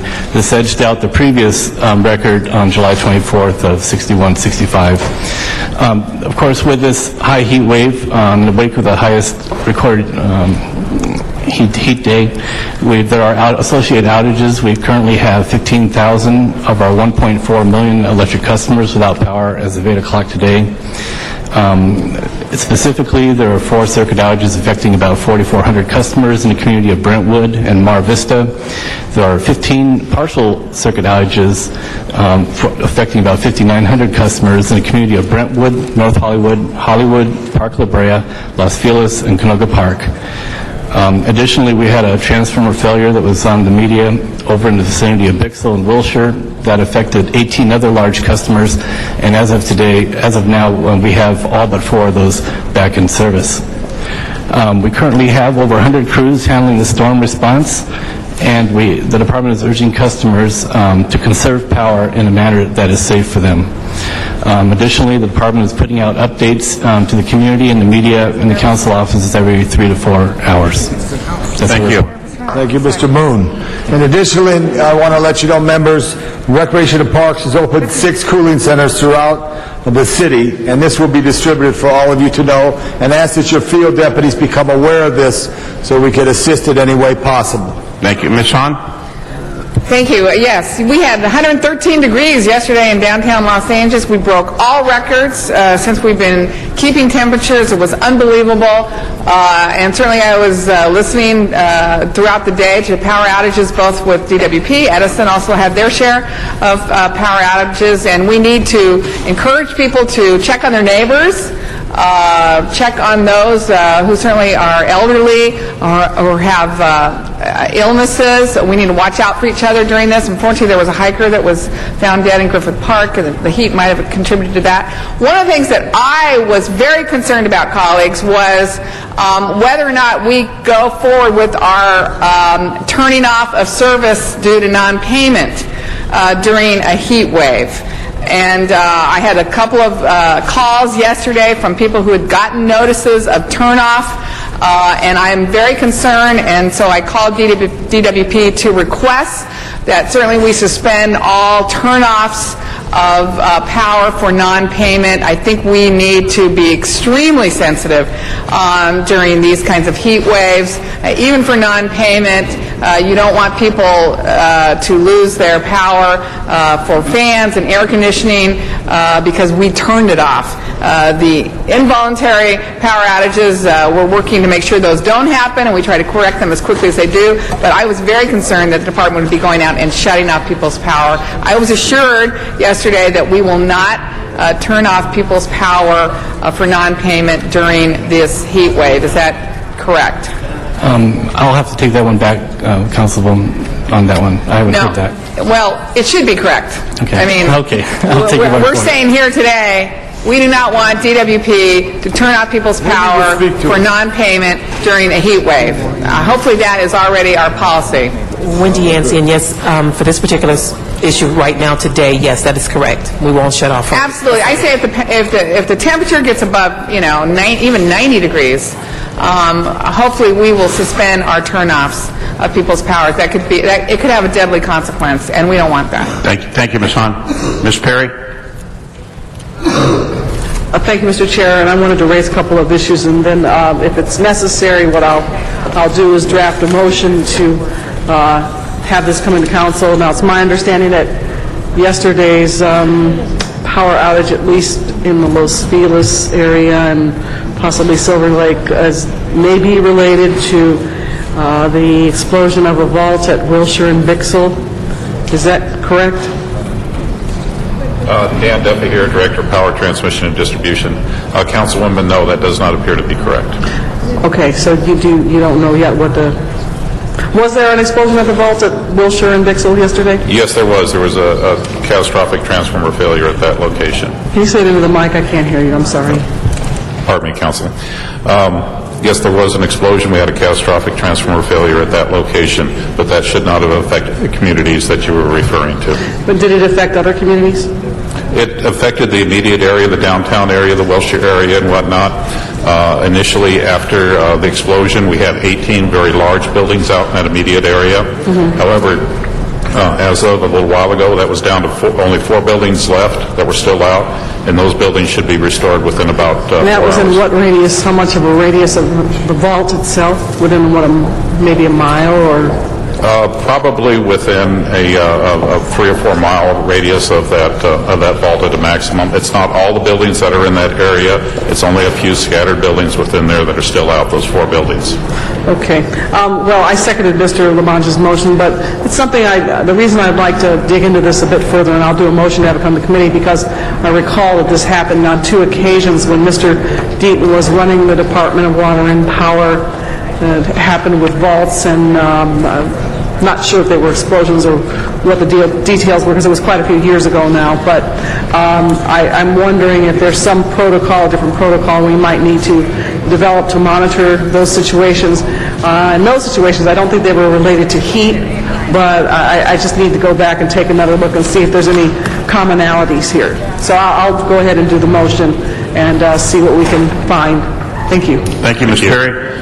Thank you, Mr. Labange. Thank you, Warner Power. I also want to remind you, we're going to circulate a message from the Recreation and Parks, which is providing its role of informing the city about its cooling centers and tips on what to do with excessive heat. Thank you very much. Thank you. This will be a note and file, colleagues. Thank you. Thank you, Mr. Labange. Mr. Clerk, next item, please. That would bring us to item number 9, called special by Councilmember Hahn. Ms. Hahn, number 9. And thank you, Mr. Labange. We did that in about 5 minutes, so very nice. Ms. Hahn, number 9. Thank you, colleagues. This is a very interesting thing that we're doing here. This motion that hopefully will get your approval is to donate the historic St. Peter's Church, which is currently owned by the city's Department of Recreation and Parks, and it's located at Harborview Memorial Cemetery in San Pedro. And this was a church that was actually donated to the city in 1956 under John Gibson. Why in the world the city would have accepted a church, I don't know. Hopefully we won't ever do this again in the future. It was placed in a cemetery, a very historic cemetery in San Pedro, but like many things in the city, it fell on terrific disrepair. The city is not in the business of keeping up churches, clearly.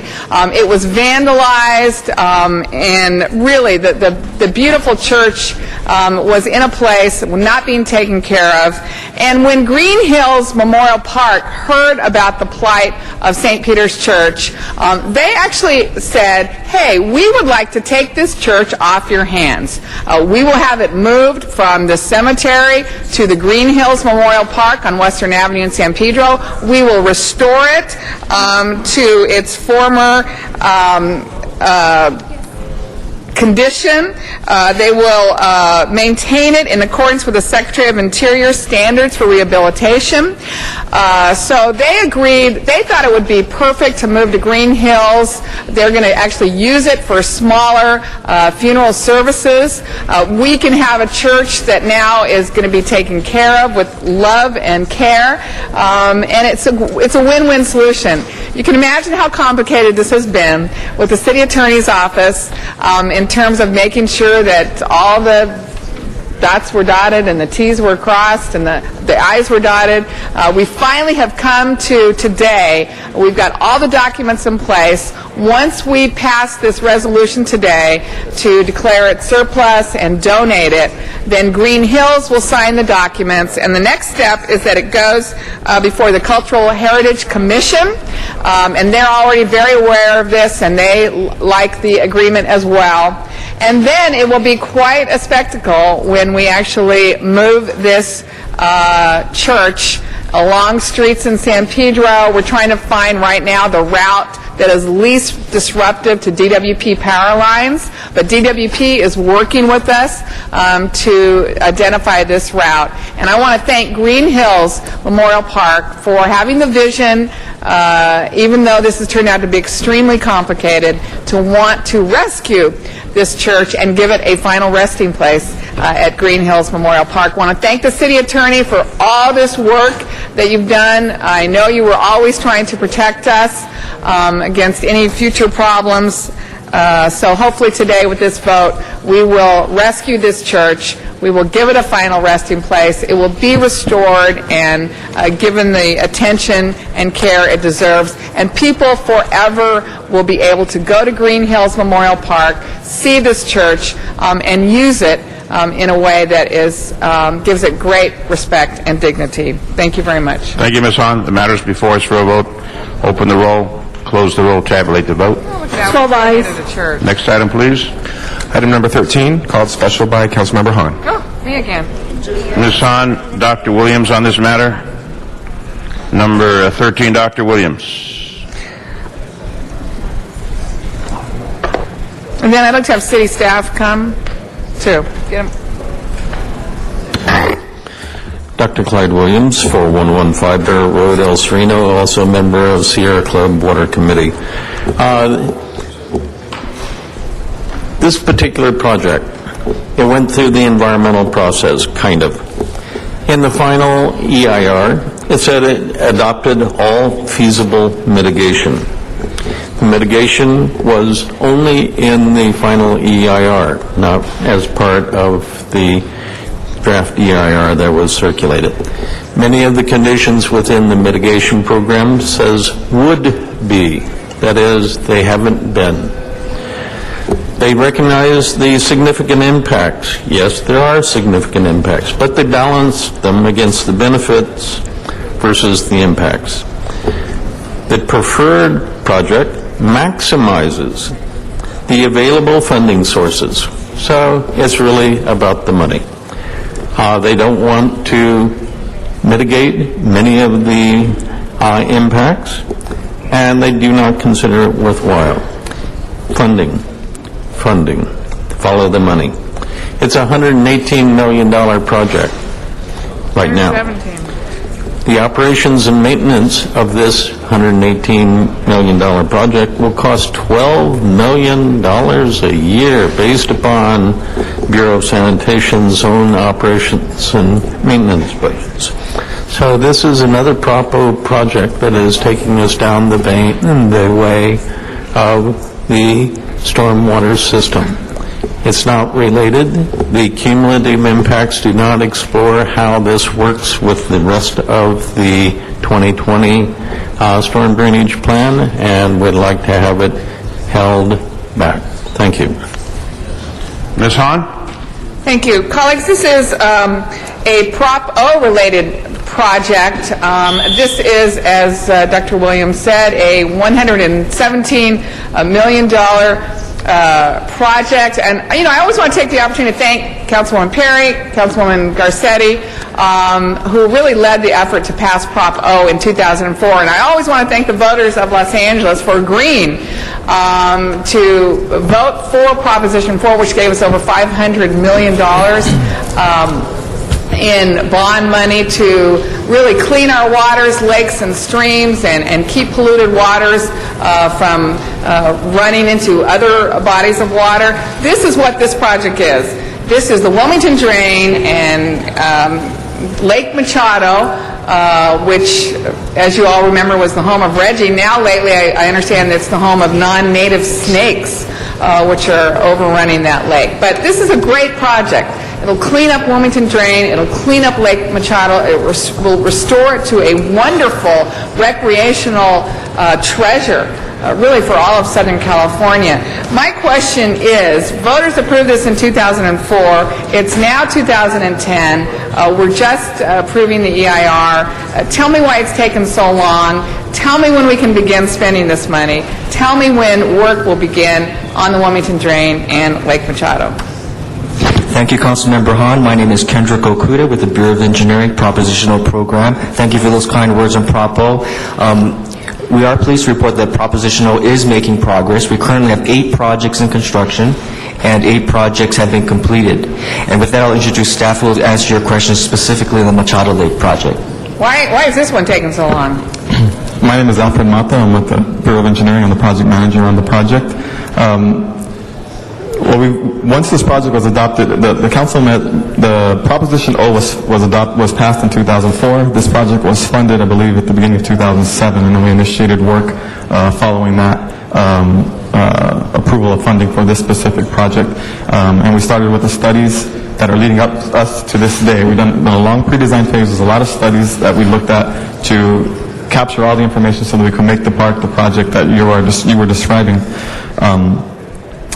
And we've issued the draft EIR earlier this year, and we've finalized it and we've brought it to council as quickly as we can. We're currently in the design stage right now. We'll be wrapping up the design of the Wilmington Drain portion of the project later this year and be in construction in spring of next year. And for the Machado Lake project, we'll be wrapping up design next year, in about fall of next year. It's about 2.5-year construction time frame, and that'll wrap up construction in the summer of 2014. Is there any way we can move up this schedule? We're trying to do all we can to expedite it. I think we need to move the schedule up. I understand staffing, I understand studies and plans, but I think the voters, when they approved something in 2004, and by the way, Lake Machado was the poster child for Prop O, along with Cabrillo Beach, in terms of a very visible, entity that people could say, oh, if I vote for this, this is the kind of project that's going to be implemented. The fact that from 2004 to 2014, 10 years to accomplish that is really, I think, way too long. And I think, we will always go back to the voters to ask for help. We will always put something before the voters to ask them, would they consider taxing themselves or approving, loans in the form of bonds for other projects. And they're going to be less willing, I think, to approve it if we take 10 years to accomplish a project. 2014 is really a far way to complete Lake Machado. I'm hoping that you can speed that up, make that a lot quicker. Really, if there's anything I can do to help that, we really need to get this money spent. We need to create the jobs. And ultimately, we need to restore these kinds of bodies of lakes to their previous condition, which is what people want. I know what I want. I know that's what the environmental community wants. Again, this will create jobs. This is like our own little economic stimulus package. Let's spend this money. Let's move the schedule up if at all possible. I think you need all hands on deck, 24/7. Let's get these projects completed. We will look into seeing what we can do to further expedite the schedule. Thank you. Thank you. Thank you, Ms. Hahn. That matter is before us. Open the roll, close the roll, tabulate the vote. 12 ayes. Next item, please. That brings us to item 14, called special by Ms. Hahn. There is an amending motion that has been circulated for that 14A. On number 14, there was a public hearing. We do have people in the audience. Scott Wellman. Mr. Wellman, you here? I am. All right, go ahead, sir. Actually, before he starts, thank you. My comments... Hold on. Mr. City Attorney. Council members, that a fair hearing matter requiring that council members heighten attention to the speaker at the podium or to your monitors at your desks. Very well. Thank you. Go ahead, sir. Thank you. My comments really are directed towards the city attorney. Here, I got it right here. We do agree that there's a problem, that it needs to be cleaned up. However, and we do agree with 20 of the 22 conditions, and we do agree with what the Plum Committee had proposed. We don't agree with this amendment. It's tantamount to a closing of this market. And as the city attorney knows, a closing cannot be done. It's considered a taking, and there may be substantial liability on behalf of the city for taking or for imposing these conditions. There also is no nexus between the so-called crime at night hours that the condition addresses. In fact, only 6% of incidents occurred after 8 o'clock at night. I'm also concerned about the liability to the city because what they are doing is imposing on the property owner a unique police function of policing the public area around the store and causing the property owner to pay for it. The liability to both the property owner and the city, if someone gets hurt, could be substantial. I think the city should look at that. We had a big public hearing on this. We had 60 people in support of this market that has been open for over 40 years. It is their community market. These conditions are tantamount to closing it down. We are willing to work with the Watts Gang Task Force. We are willing to work with the police department. We had a meeting yesterday. We would ask the opportunity to keep it open and to work with these on a weekly basis to clean this issue up. Thank you very much. Thank you, sir. Noel Weiss. We got a minute? 2. Okay. Council members, this is an opportunity to empower the Watts Gang Task Force and the Neighborhood Council.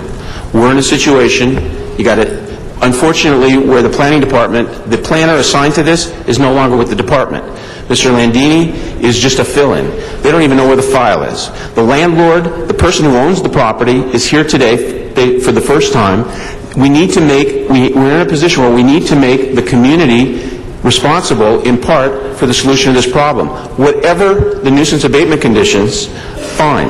All I'm advocating for is the addition of a requirement that the market owner and the property owner meet every week with the Watts Gang Task Force to report to the task force what is going on, how they're going to basically solve this problem, be responsive to the community. That's going to empower the task force in terms of turning this problem from a negative into a positive. Likewise, the Watts Neighborhood Council, they meet once a month. There's no reason why the Neighborhood Council can't, in this situation, be positioned to be able to get a feeling like they can have a stake, and basically what we're talking about is a contract with the community. If you rely on the same old, where you're talking about a top-down situation where the planning department may or may not be able to enforce this, building and safety may or may not be able to enforce this, we're going to go nowhere fast in the long run. The bottom line is to try to get this thing controlled, get the nuisance abated. I would advocate, again, for the inclusion of a condition that basically says they meet as a mitigation. They meet every week, because this is the Watts Gang Task Force is probably the most unique entity in this city, and there's no reason why it can't be put to use in a proactive, positive way. The LAPD doesn't have a problem with it. The community doesn't have a problem with it. The landlord doesn't have a problem with it. The owner of the market doesn't have a problem with it. If nobody has a problem with it, what's the downside? None. I think we ought to give it a shot. Thank you. Noreen McClendon.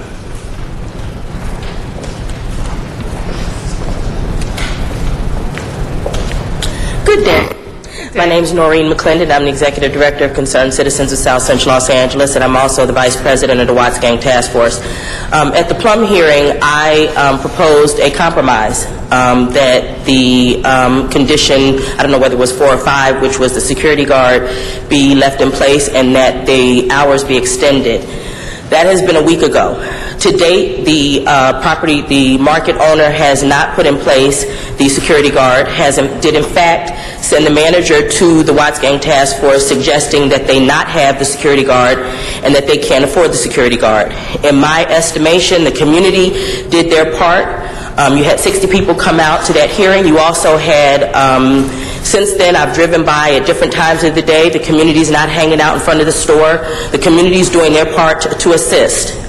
To get 60 people to come at $5 a piece to testify on your behalf, $300. A security guard at $17 an hour, 12 hours a day, $365, $74,265. To get the community, law enforcement, and the political establishment to work on your behalf, priceless. And I think that this particular property owner and store owner has squandered that priceless effort, and I think that Councilmember Hahn is doing the right thing in suggesting that the conditions be imposed as they were put in place. I think the owner of the store is the only person who doesn't care what happens here, and I say that they should be closed at 7 o'clock. Thank you. Thank you. Arnie Corlin. That was pretty strong. That was pretty strong. If you can see this, council members, good morning. My name is Arnie Corlin. I'm a rental property owner in the area. It's my day job. Among some of my extracurricular activities, I volunteer, as some of you know, around the city, teaching rental property owners how to control crime and nuisance issues on their properties. And I'll be glad to submit these for the record on some of what you see here. As I volunteer to do this around the city, this is one of the worst nuisance locations I have ever seen. I had offered a number of years ago both to the property owner and the business owner to help and mentor and teach them how to work with law enforcement and the community. Well, you'll see in some of your packages up there, I have video here, pictures of an individual diving into that store after a drive-by shooting, an approximate 15-year-old checking himself for bullet wounds after drive-by shooting. You look last July, Eldon McNult walking through the front of that door. You'll see in the Los Angeles Times a homicide report 5 minutes before he was killed. These are real time. This is one of the biggest blight and nuisance issues I've ever seen. As of today, the property owner, the business owner did offer to work with us a little bit better. I would suggest, though, that the most stringent conditions be enforced and to be followed. There is graffiti on here that was put up last week after the last Plum hearing. It is still there. It is still not removed. And if any of you can see this, I don't know if you can, but it is one of the most blighted properties I've ever seen. So the most stringent conditions, please. Thank you. Thank you. Humberto Nunez.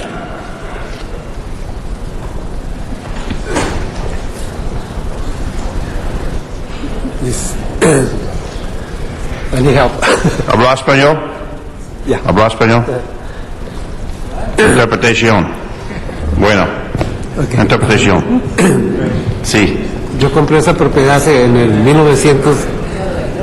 Perdón. Yo soy Heriberto Núñez. My name is Heriberto Núñez. Y yo compré la propiedad. I purchased the property en 1986. in 1986. Y yo sé que la área es mala. I know that it is a bad area. Pero en comparación a antes, está mejor. But comparing to before, it is better now. Yo sé que hay muchos problemas. I know that there are quite a bit of problems. Muchos crímenes. A lot of crime. Pero todos los crímenes pasan afuera de la tienda, no en la propiedad. But the crime happens outside of the store, not inside the property. Entonces, lo que queremos hacer es para ayudar a la comunidad de Watts, con los miembros de Watts, a ver si se puede mejorar esa área de ahí. What we need to do in order to help the community of Watts is to try to improve the area. Porque a veces la gente mala se hace buena. Because sometimes bad people can change and become a good person. Esa es mi idea. That's my idea. Y voy a tratar de estar en las juntas lo más que pueda. I'm going to try to go to the meetings as much as possible. Gracias. Thank you. Thank you, Captain. Tingarides, Los Angeles Police Department. No, either way. Good afternoon. I'm Captain Tingarides. I'm the commanding officer at Southeast Station, the Demon Market. Captain, would you like to come sit at the table? You're one of us. Okay. Sometimes. No, he's not one of us, thank goodness. He's better than us. Protect and serve. Captain. Thank you.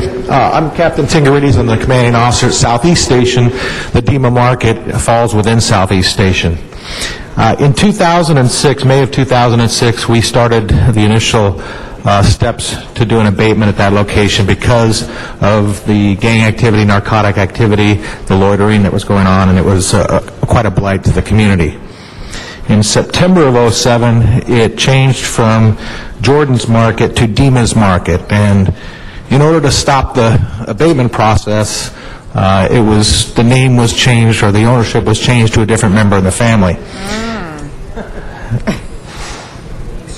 The direction that we're trying to go now is through the planning, so that regardless of what happens with the business, it follows the property itself. The property continues to be a center for gang activity, a center for narcotic sales. There's been drive-by shootings there. There have been homicides there, I think 2 or 3 in the last year. I talked to one community member the other day who indicated that the liquor store at 109th and Wilmington had been cleaned up, and that was causing part of the problem because the folks that used to hang out and loiter there had moved up to this market. And that is true. That liquor store cooperated with us. We were able to clean it up significantly. The problem that we've had with Dima Market is a lack of cooperation with the owners of the business. We have tried over the last several years to get them in, to get them to the table. And when we had the zoning, or the plum hearing the other day, the two conditions that were challenged were the security guard and closing at 7 o'clock. And it was suggested that they be left open until 10 o'clock.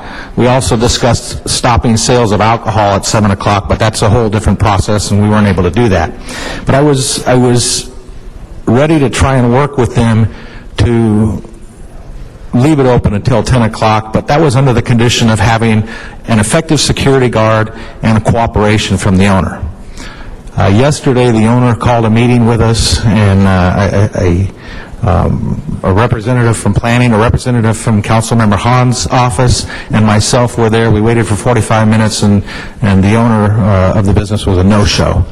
And so, based on that continued pattern of not being there to work with us and cooperate with us, I'm now suggesting or asking that all of the conditions be implemented. That will give us the opportunity to continue to work with them, hopefully motivate and the ownership to work with us. Part of the conversation I had with them today was that they don't understand the process.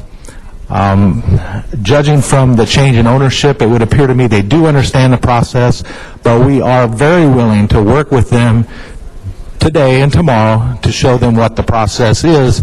And the concern over costs, I understand, but I also understand that right now, people that actually spend money are afraid to go into that store. And if that store gets cleaned up, and we've seen this with other places where we've implemented these conditions and worked, the business increases, and they're able to afford that security. They're able to afford the changes without any problem. Thank you, Captain. Ms. Hahn?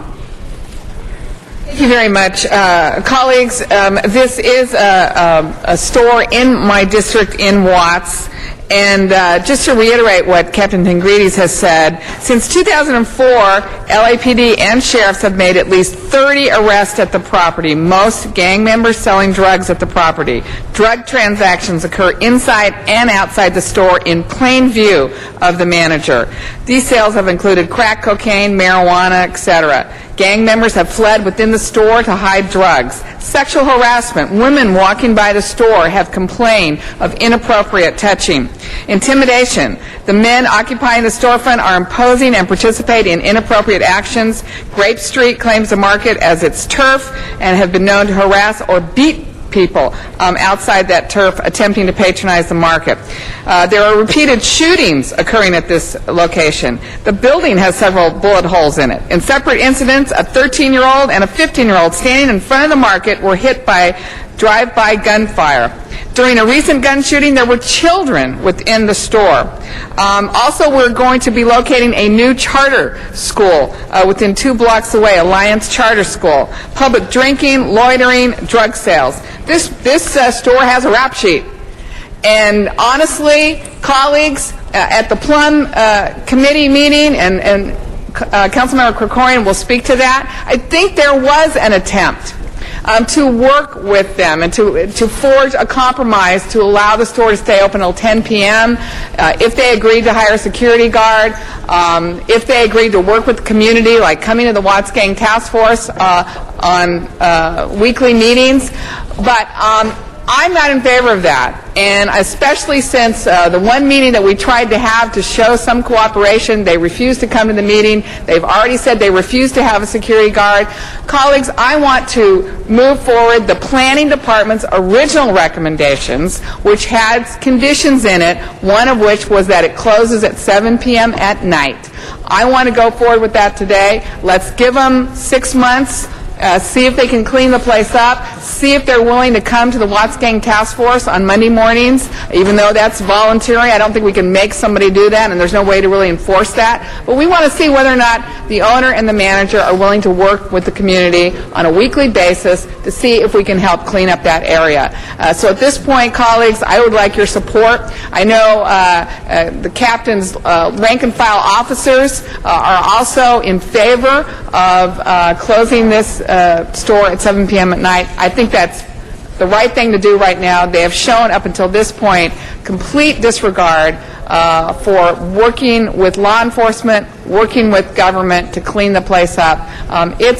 Listen, we need to bring a quality of life to all neighborhoods in Los Angeles. We need to bring quality of life, and I cannot tolerate the fact that we were allowing gang members to control a market and to harass people. That is not what the community of Watts deserves. They're willing to work with this owner, but I'm for closing it at 7 o'clock at night and all the other conditions that are in there, and I would include in that the request that the owners, the managers, someone representing them come to the Watts Gang Task Force Monday mornings at 10 a.m. so we can hold them accountable in the next 6 months to see whether or not we're willing to form a compromise in the future that allows them to open up any later. Thank you. Mr. Krikorian. Thank you, Mr. President. And I certainly agree with and share all of Ms. Hahn's concerns about the terrible history that has happened at this location. And it's quite clear that this has been a location that has been very troubled for a very long time. In a community, frankly, that has been very troubled and very has a difficult circumstance and a long record of crime in the area as well. I don't want to speak for Mr. Reyes, but I do want to just comment a little bit about what happened in Plum. This was probably the largest turnout of public speakers that I've seen on any issue that has come before Plum in the time that I've been a member. And I think there was a real concerted effort by the members of the committee, as well as by the captain, to try to address some of the concerns that were expressed by the community representatives about their lack of other alternatives to buy groceries in the area, the food desert aspects, and so on. And there was a real effort, and I'm going to tip my hat to the captain for stepping up and saying, okay, let's give it a try. Let's give it a try and help the community by providing store hours that allow somebody who's coming home from work to still pick up their milk or their eggs or whatever, but at the same time try to reduce the criminal influence in the area, provide an armed security guard to try to address some of those problems. That was a real effort to try to reach out to meet the needs of the community and still address these crime issues that are happening at the spot. I'm disappointed to hear that the captain is now here saying that even after that reaching out to the store owner and the property owner, even after that effort to try to help, that cooperation is still not forthcoming with law enforcement and with community leadership. And I think that that clearly the effort that was made was not seized upon by the owner, even in the days following that hearing. And that's disappointing to hear. And I think that given the fact that Mr. Reyes was quite clear, and I think I was quite clear in saying that essential to this would be full cooperation between the store and law enforcement. I'm prepared, I think, to support Ms. Hahn's motion today and in respect to the efforts that she's made for a fairly long time now, I think, to address this problem, and that law enforcement has made to try to address this problem. I think given the fact that that cooperation has not been forthcoming, even after this outreach that the captain has made, that we have to try to take very stern action now. And if 6 months from now it's a better situation, then we can revisit some of these issues and perhaps reconsider it. But for now, I think we need to send a stronger message than because the owner apparently didn't hear it when we were there in Plum. Thank you. So I'm prepared to support Ms. Hahn today. Thank you, Mr. Corian. That matter is now before us for a vote. I think the message is loud and clear. Open the roll, close the roll, tabulate the vote. 11 ayes. Very well. That completes that matter. Next item, please. That brings us to item number 20. An amending motion, 20A, has been circulated and is now before you. Arnold Sachs, number 20. I don't see Arnold Sachs in the chambers. Closes the public comment on that matter. The matter has been circulated. The amending motion, open the roll, close the roll, tabulate the vote. 11 ayes. Next item, please. That brings us to item 25, called Special for Cards. Mr. Sachs. Mr. Sachs is not in the chambers. Close the public comment. Open the roll, close the roll, tabulate the vote. 11 ayes. Next item, please. Item number 28, that brings us to item number 28. Again, an amending motion, 28A, has been circulated and is before you. Number 28, colleagues. No cards on that matter. Mr. Weezer. Amendment, right, 28A, has that been submitted to the record? 28A, correct. With amendments. Mr. Weezer, thank you. Open the roll, close the roll, tabulate the vote. 11 ayes. Next item, please. Item number 33, called Special for Cards. Mr. Walsh. Mr. Walsh is not in the chambers. Close public comment. Open the roll, close the roll, tabulate the vote. 11 ayes. Next item, please. Forthwith on that matter. Thank you, Mr. Parks. That brings us to item number 35, called for Cards. 35 to the San Fernando Valley. Miriam Vogler. Ms. Vogler, San Fernando Valley. Yeah, hi. I want to speak on 36 for the 2 minutes, but I'll just take a few seconds on this. Just making sure, folks, that you register to vote. More power to the people, and make sure that we don't have voter fraud, too. Thank you very much. Thank you. Matters before us. Open the roll, close the roll, and tabulate the vote. 11 ayes. Next item, please. That brings us to item number 36, called Special for Councilmember Hahn. 36, Miriam Vogler and Donna Pearman. Oh, go ahead. Number 36. Hello, good afternoon. All right. Yep. This is in honor of my dad and many others who will become merchant marines. Hi, Janice, if you can help me, direct me to the benefits. I appreciate that from my dad. He just celebrated his 90th birthday. World War II veteran. You said you're having a hard time finding him. Well, my dad is one of them. So we had a big party, and it was a lot of fun. And he was describing how he would, he was hauling these rails on the railroad to Havana, and that's where he started smoking cigars, and it was very good. You know, he's a happy guy. He's living it up. He's fully retired, and he was just one of the lucky ones that he served in the South Pacific. Where he one day he saw 800 body bags. Remember all those that had died there, and then he served on the destroyer, but to pick up signals from Japan. But by then, it was already done. The war was done, but he was out there working on the rails, bringing in machines. So he's one of those, and I'd like to know if you can help me, Janice, please. Thank you. Thank you. Donna Pearman in the San Fernando Valley. Ms. Pearman. Hi. Oh, yeah. We need also to get rid of the notch law that shouldn't be penalizing people who are born during certain times. I forget exactly what times of that.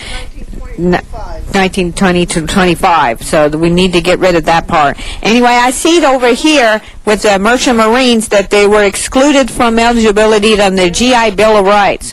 I know this GI Bill of Rights because my dad got help, God bless his soul. He was in the Army and he got the GI Bill of Rights. And why they skipped the Merchant Marines, I don't know why, because they fought just as hard. You have to remember all of the different forms, whether it be Army, whether it be Navy, Merchant Marines, the Air Force.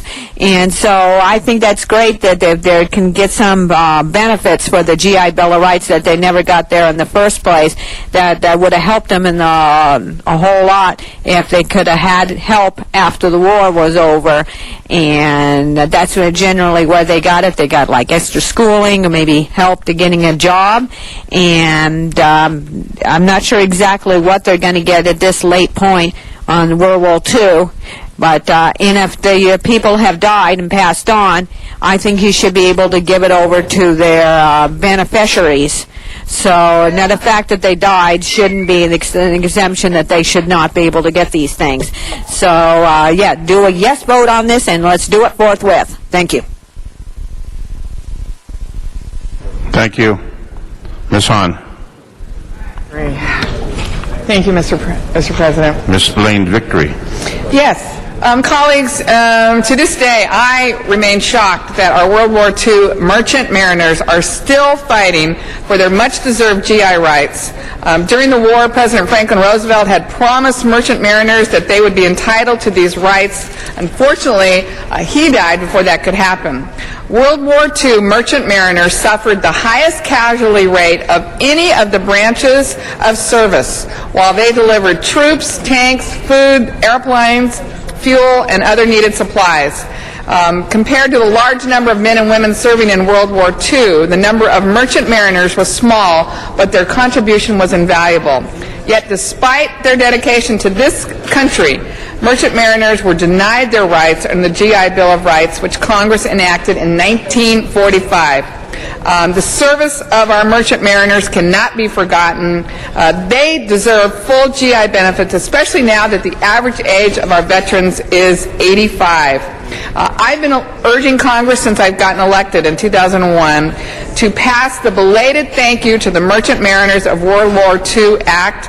This bill provides each eligible veteran a monthly benefit of $1,000, which would go to their surviving spouse or children. I've sent letters, we've passed resolutions before, and yet it is still not done.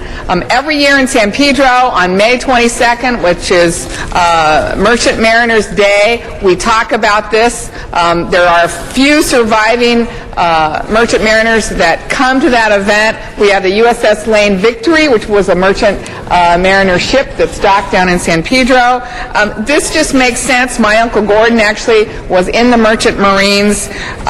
You've supported this in the past. I just think we ought to do it one more time and go on record to urge Congress to pass H.R. 23, the belated thank you to the Merchant Mariners of World War II Act of 2009. Let's do this one more time. It's time to act. Let's ask Congress to do this. Thank you, Ms. Hahn, on that matter. And I have visited the Lane Victory. It's a beautiful ship, and people want to know the sacrifices. It's very well displayed on that ship, Lane Victory. Open the roll, close the roll, tabulate the vote. 11 ayes. You're welcome. And Mr. Clerk, number 35, forthwith, please. Very good, sir. That clears the desk. Mr. President, Council has motions for posting and referral. Post and referred. There are excuses on the desk. Councilmember Hahn requests to arrive at 11 o'clock on October 5 for city business. That meets council policy. That is approved. Councilmember Koretz requests to leave at 12:30 on October 1 for city business. That meets council policy. And that is approved. Councilmember Huizar requests to arrive at 10:30 on October 12th for city business. That meets council policy. That is approved.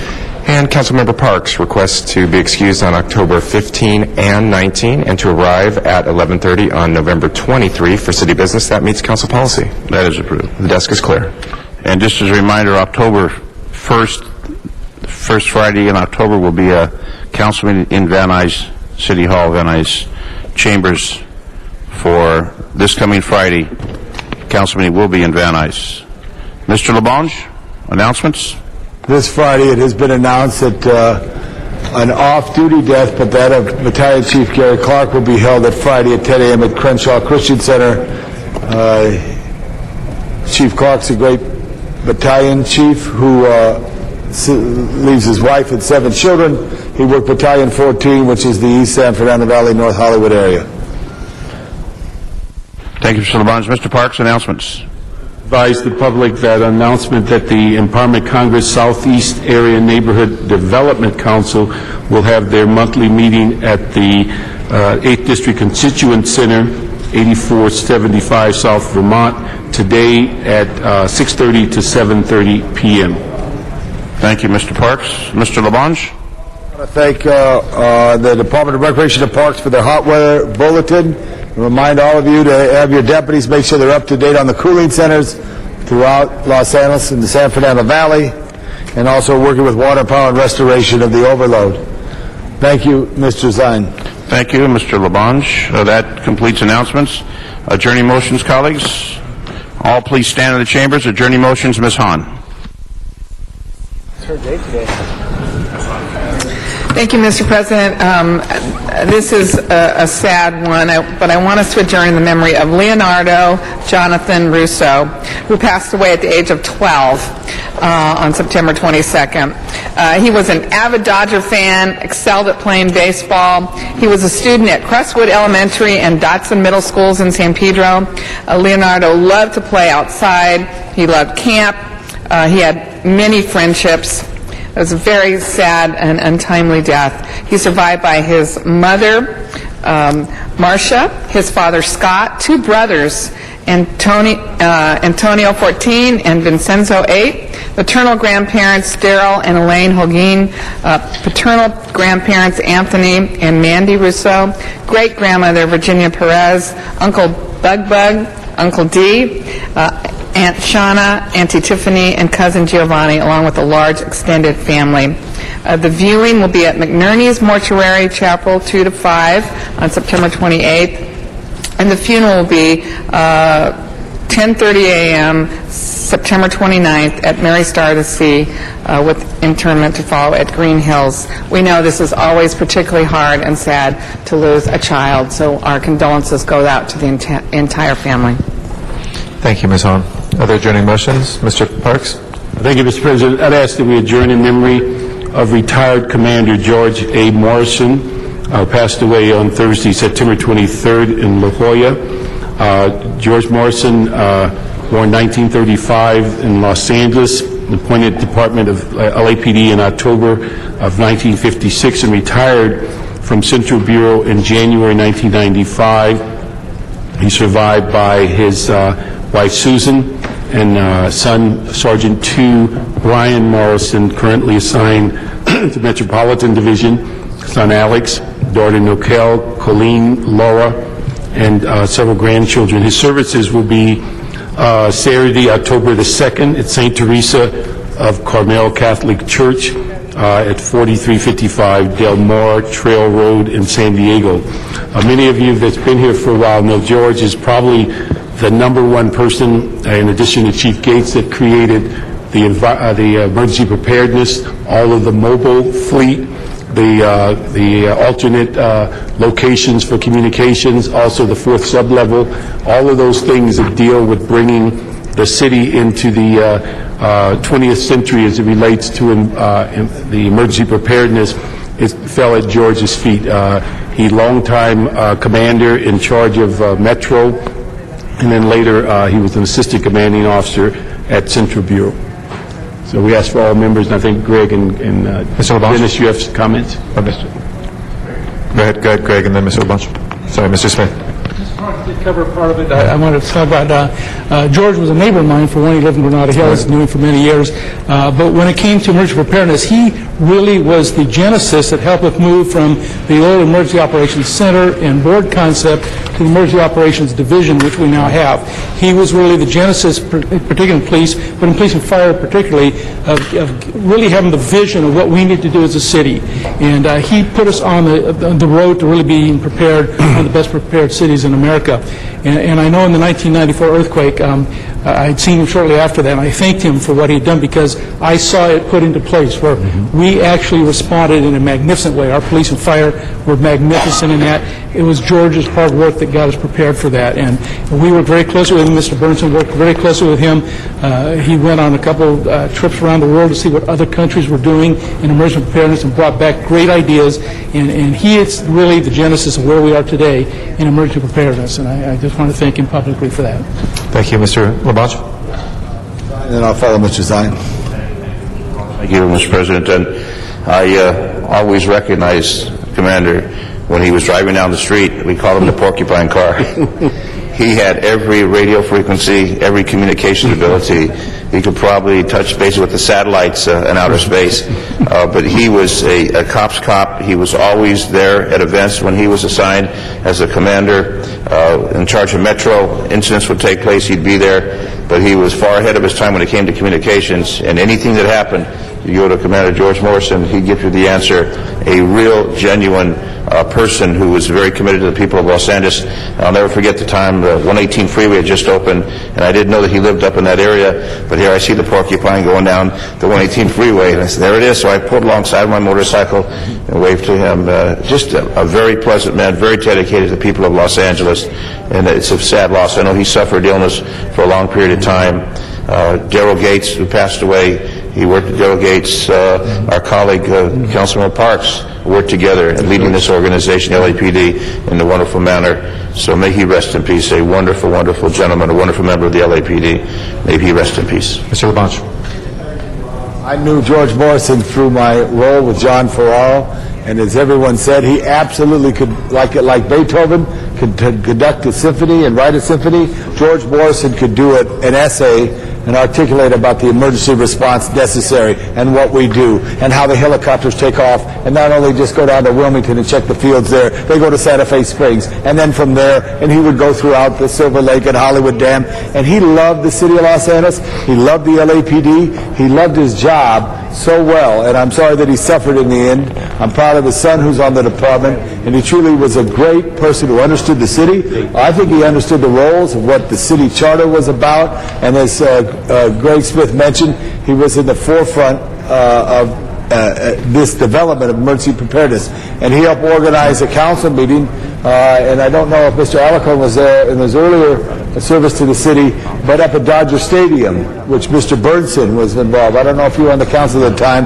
where they actually perceived the earthquake would take us out of this building, and if the council had to meet, and what the charter meant, on and on. So this is the type of officer, and to think of the generations that he served from 1956 through Parker's time, all the way through Chief Gates' time and beyond, he truly was a remarkable individual, and serving under then Chief Parks as well. So God bless George Morrison.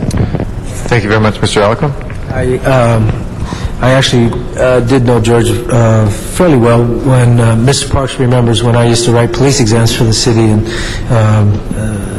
some people like to blame me for Mr. Smith and Mr. Zine, but when I used to write the police exams for the city of Los Angeles, then Commander Morrison would help with crafting. In fact, he worked with me on several different exams, and what some people forget about upper management cops in the city of Los Angeles is they are certainly good police officials, but they are also very academic, and he, although he was had a sort of working class demeanor about him, he was a very intelligent commander and articulate and very studied in police dynamics and affairs, and I learned a lot from him. And we obviously, when I was a council member in 1993, and for the time he served, worked with him on specific projects, including the 1994 earthquake. And so he was always professional, always informed, and it was always a pleasure to work with him because you got a straight answer, and even if he disagreed with you, you got a straight answer. And he was a cop's cop, but he was also very intelligent and contributed greatly, I think, to the Los Angeles Police Department. Thank you, Mr. Zine. We have all members.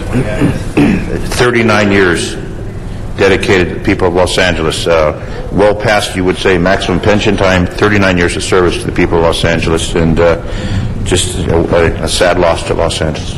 Thank you. Mr. Smith for the next adjourning motion. Thank you, Mr. President. I'd like to adjourn in memory of a man who actually sat in these council chambers as a member of the city council once upon a time. He was born 89 years ago. His name is Robert M. Wilkinson, better known as Sweet Old Bob. Bob was 89 years old, graduated from USC in 1947, but in 1953, almost by accident, he was elected to the city council. He put his name on the ballot, really didn't campaign, was away on vacation, got a phone call, you were elected. It really was a surprise. He served from 1953 to 1957 as the 3rd District council member, when the 3rd District represented more than half of the San Fernando Valley. He represented from Laurel Canyon over the 405 freeway, all my district, all of Dennis's district, a good portion of Mr. Cardenas's district, portion of the 2nd and the left. He served a good portion of the San Fernando Valley and was well known for really laying the foundation for what became the San Fernando Valley. In the infrastructure, all the flood control channels in the 3rd District, all the infrastructure and streets in my district that were dirt became paved streets. The 118 highway became eventually the 118 freeway. He left in 1957 to become the board secretary for the Harbor Commission. He served there for 10 years, came back to the city council in 1967 as the councilman of the 12th District, which was moved from downtown LA because the council wanted to get rid of one of their members who was under indictment. So they moved into the valley so he couldn't be the incumbent, and he won that seat. Bob was a great visionary of what a city should look like when it grew up. In my district, he built the Robert Wilkinson Senior Center. At the time, it was just the senior center that was open in Rec and Parks. A year after he left office, we actually opened it. Mr. Burnson decided, in recognition of his years of service, we would name it after him, the Robert M. Wilkinson Senior Center. He was known in these chambers as Sweet Old Bob because the initials were S.O.B., which he absolutely relished. He liked that concept as chairman of the Budget Committee. He was well known to be very tough on city staff. He beat them up frequently because he just wanted a straight answer sometimes, and as we all know, you don't always get a straight answer. But Sweet Old Bob, as he was known affectionately to those that knew him and loved him, was also a very tough fighter for the city. He was also chairman of Public Works while he was here, a great builder of a city, and I remember him well. I have a picture which I shall remember for many years of Bob Wilkinson, Hal Burnson, and myself, which now comprise of about 60 years of service to the people of that part of the San Fernando Valley. May he rest in peace. He was quite a character. Thank you. We'll put all members on that. Mr. Parks? No, I just want to comment. Mr. Wilkinson and my dad were good friends in the harbor, and every year he'd call me with one question: are you going to go to Crowley Lake with us to fish? And my answer was always, is it in water? And he'd say yes, and I'd say no. But what we'd always wait for on Crowley Lake was the story after the opening of the season to find out how many the game warden caught how many of these fishers with over the limit in the number of fish. And so that was always the interesting dynamic of their fishing trip. Story because it's a great story. Crowley Lake, of course, owned by the city of L.A. So Mr. Wilkinson had privileges he took advantage of, but they went on their fishing trip, and one day there were 4 of them coming back. They had 600 trout in their trunk and got stopped by a game warden who was notified by somebody had too many fish. In the car was a LAPD commander, the councilman, a judge, and a poor, unknown local guy. Guess who got the ticket? The poor, unknown local guy got a very large fine for 600 fish when you were allowed to take out at that time about 60, I think. Thank you, all members, on that. May he rest in peace. Mr. Zine. I just wanted to add that Bob Wilkinson, when I was elected, we'd met a couple times, always gracious, a gentleman. He'd come to a lot of events, and Ms. Hahn, I think he was either elected or appointed or something with the Charter Commission. I remember him seeing at our meetings on the Charter Commission, and he, even after he left elective office, he was still very committed to the community. And as you saw him age, he was still out there. He was still active, and it's sad to see his loss. 89 years of very productive life. May he rest in peace. Mr. Labange. Bob Wilkinson Center, and it was very strong for seniors. He was absolutely very strong for the San Fernando Valley, and I like what you said, Greg, how he was a builder, because it needed a builder. When you talk to him and you talk about the 1950s in the Valley, his district started at Coldwater, I believe, if I recall, from his, not Laurel Canyon, Coldwater all the way to city limits, and that was an amazing task. So God bless Bob Wilkinson. Mr. Zine, for our last adjourning motion. I have one adjourning motion, colleagues. Elena Falcon passed away on September 8th, born June 18th, 1956 in Los Angeles, resident of Winnetka, a very active member of the Canoga Park, Reseda Kiwanis Club, truly extraordinary human being who gave much more than she received and had no problem doing that. Volunteered her time in so many ways, everything from getting other community members involved, participating in charitable projects benefiting children, elderly, and those in need, to helping people save their homes. By trade, she was a real estate assistant. Her passion was spending every moment with her family. Passed away September 8th from complicated health issues, survived by her daughter Michelle, grandchildren Kayla, Sydney, Ricky, and LJ, sisters Rachel, Becky, Evelyn, Roseanne, brothers Ruben, Tony, Stevie, Danny, Johnny, and David. May she rest in peace. Elena Falcon. Thank you, Mr. Parks. Make sure we have George Morrison for all members. Okay, absolutely. We'll do all members on that. And Mr. Wesson submitted also adjourning motions in memory of Buddy Collette, which I'm sure Ms. Perry, who said some words on that, would like to join. Did we already? Okay. And Vernice Barber Wall as well. So we'll make sure those are part of the records, and we'll add Mr. Wesson to Buddy Collette. If you'll please call the roll, Mr. Clerk. This meeting of the LA City Council is hereby adjourned. We'll next be in session tomorrow at 10 a.m. Mr. Alco?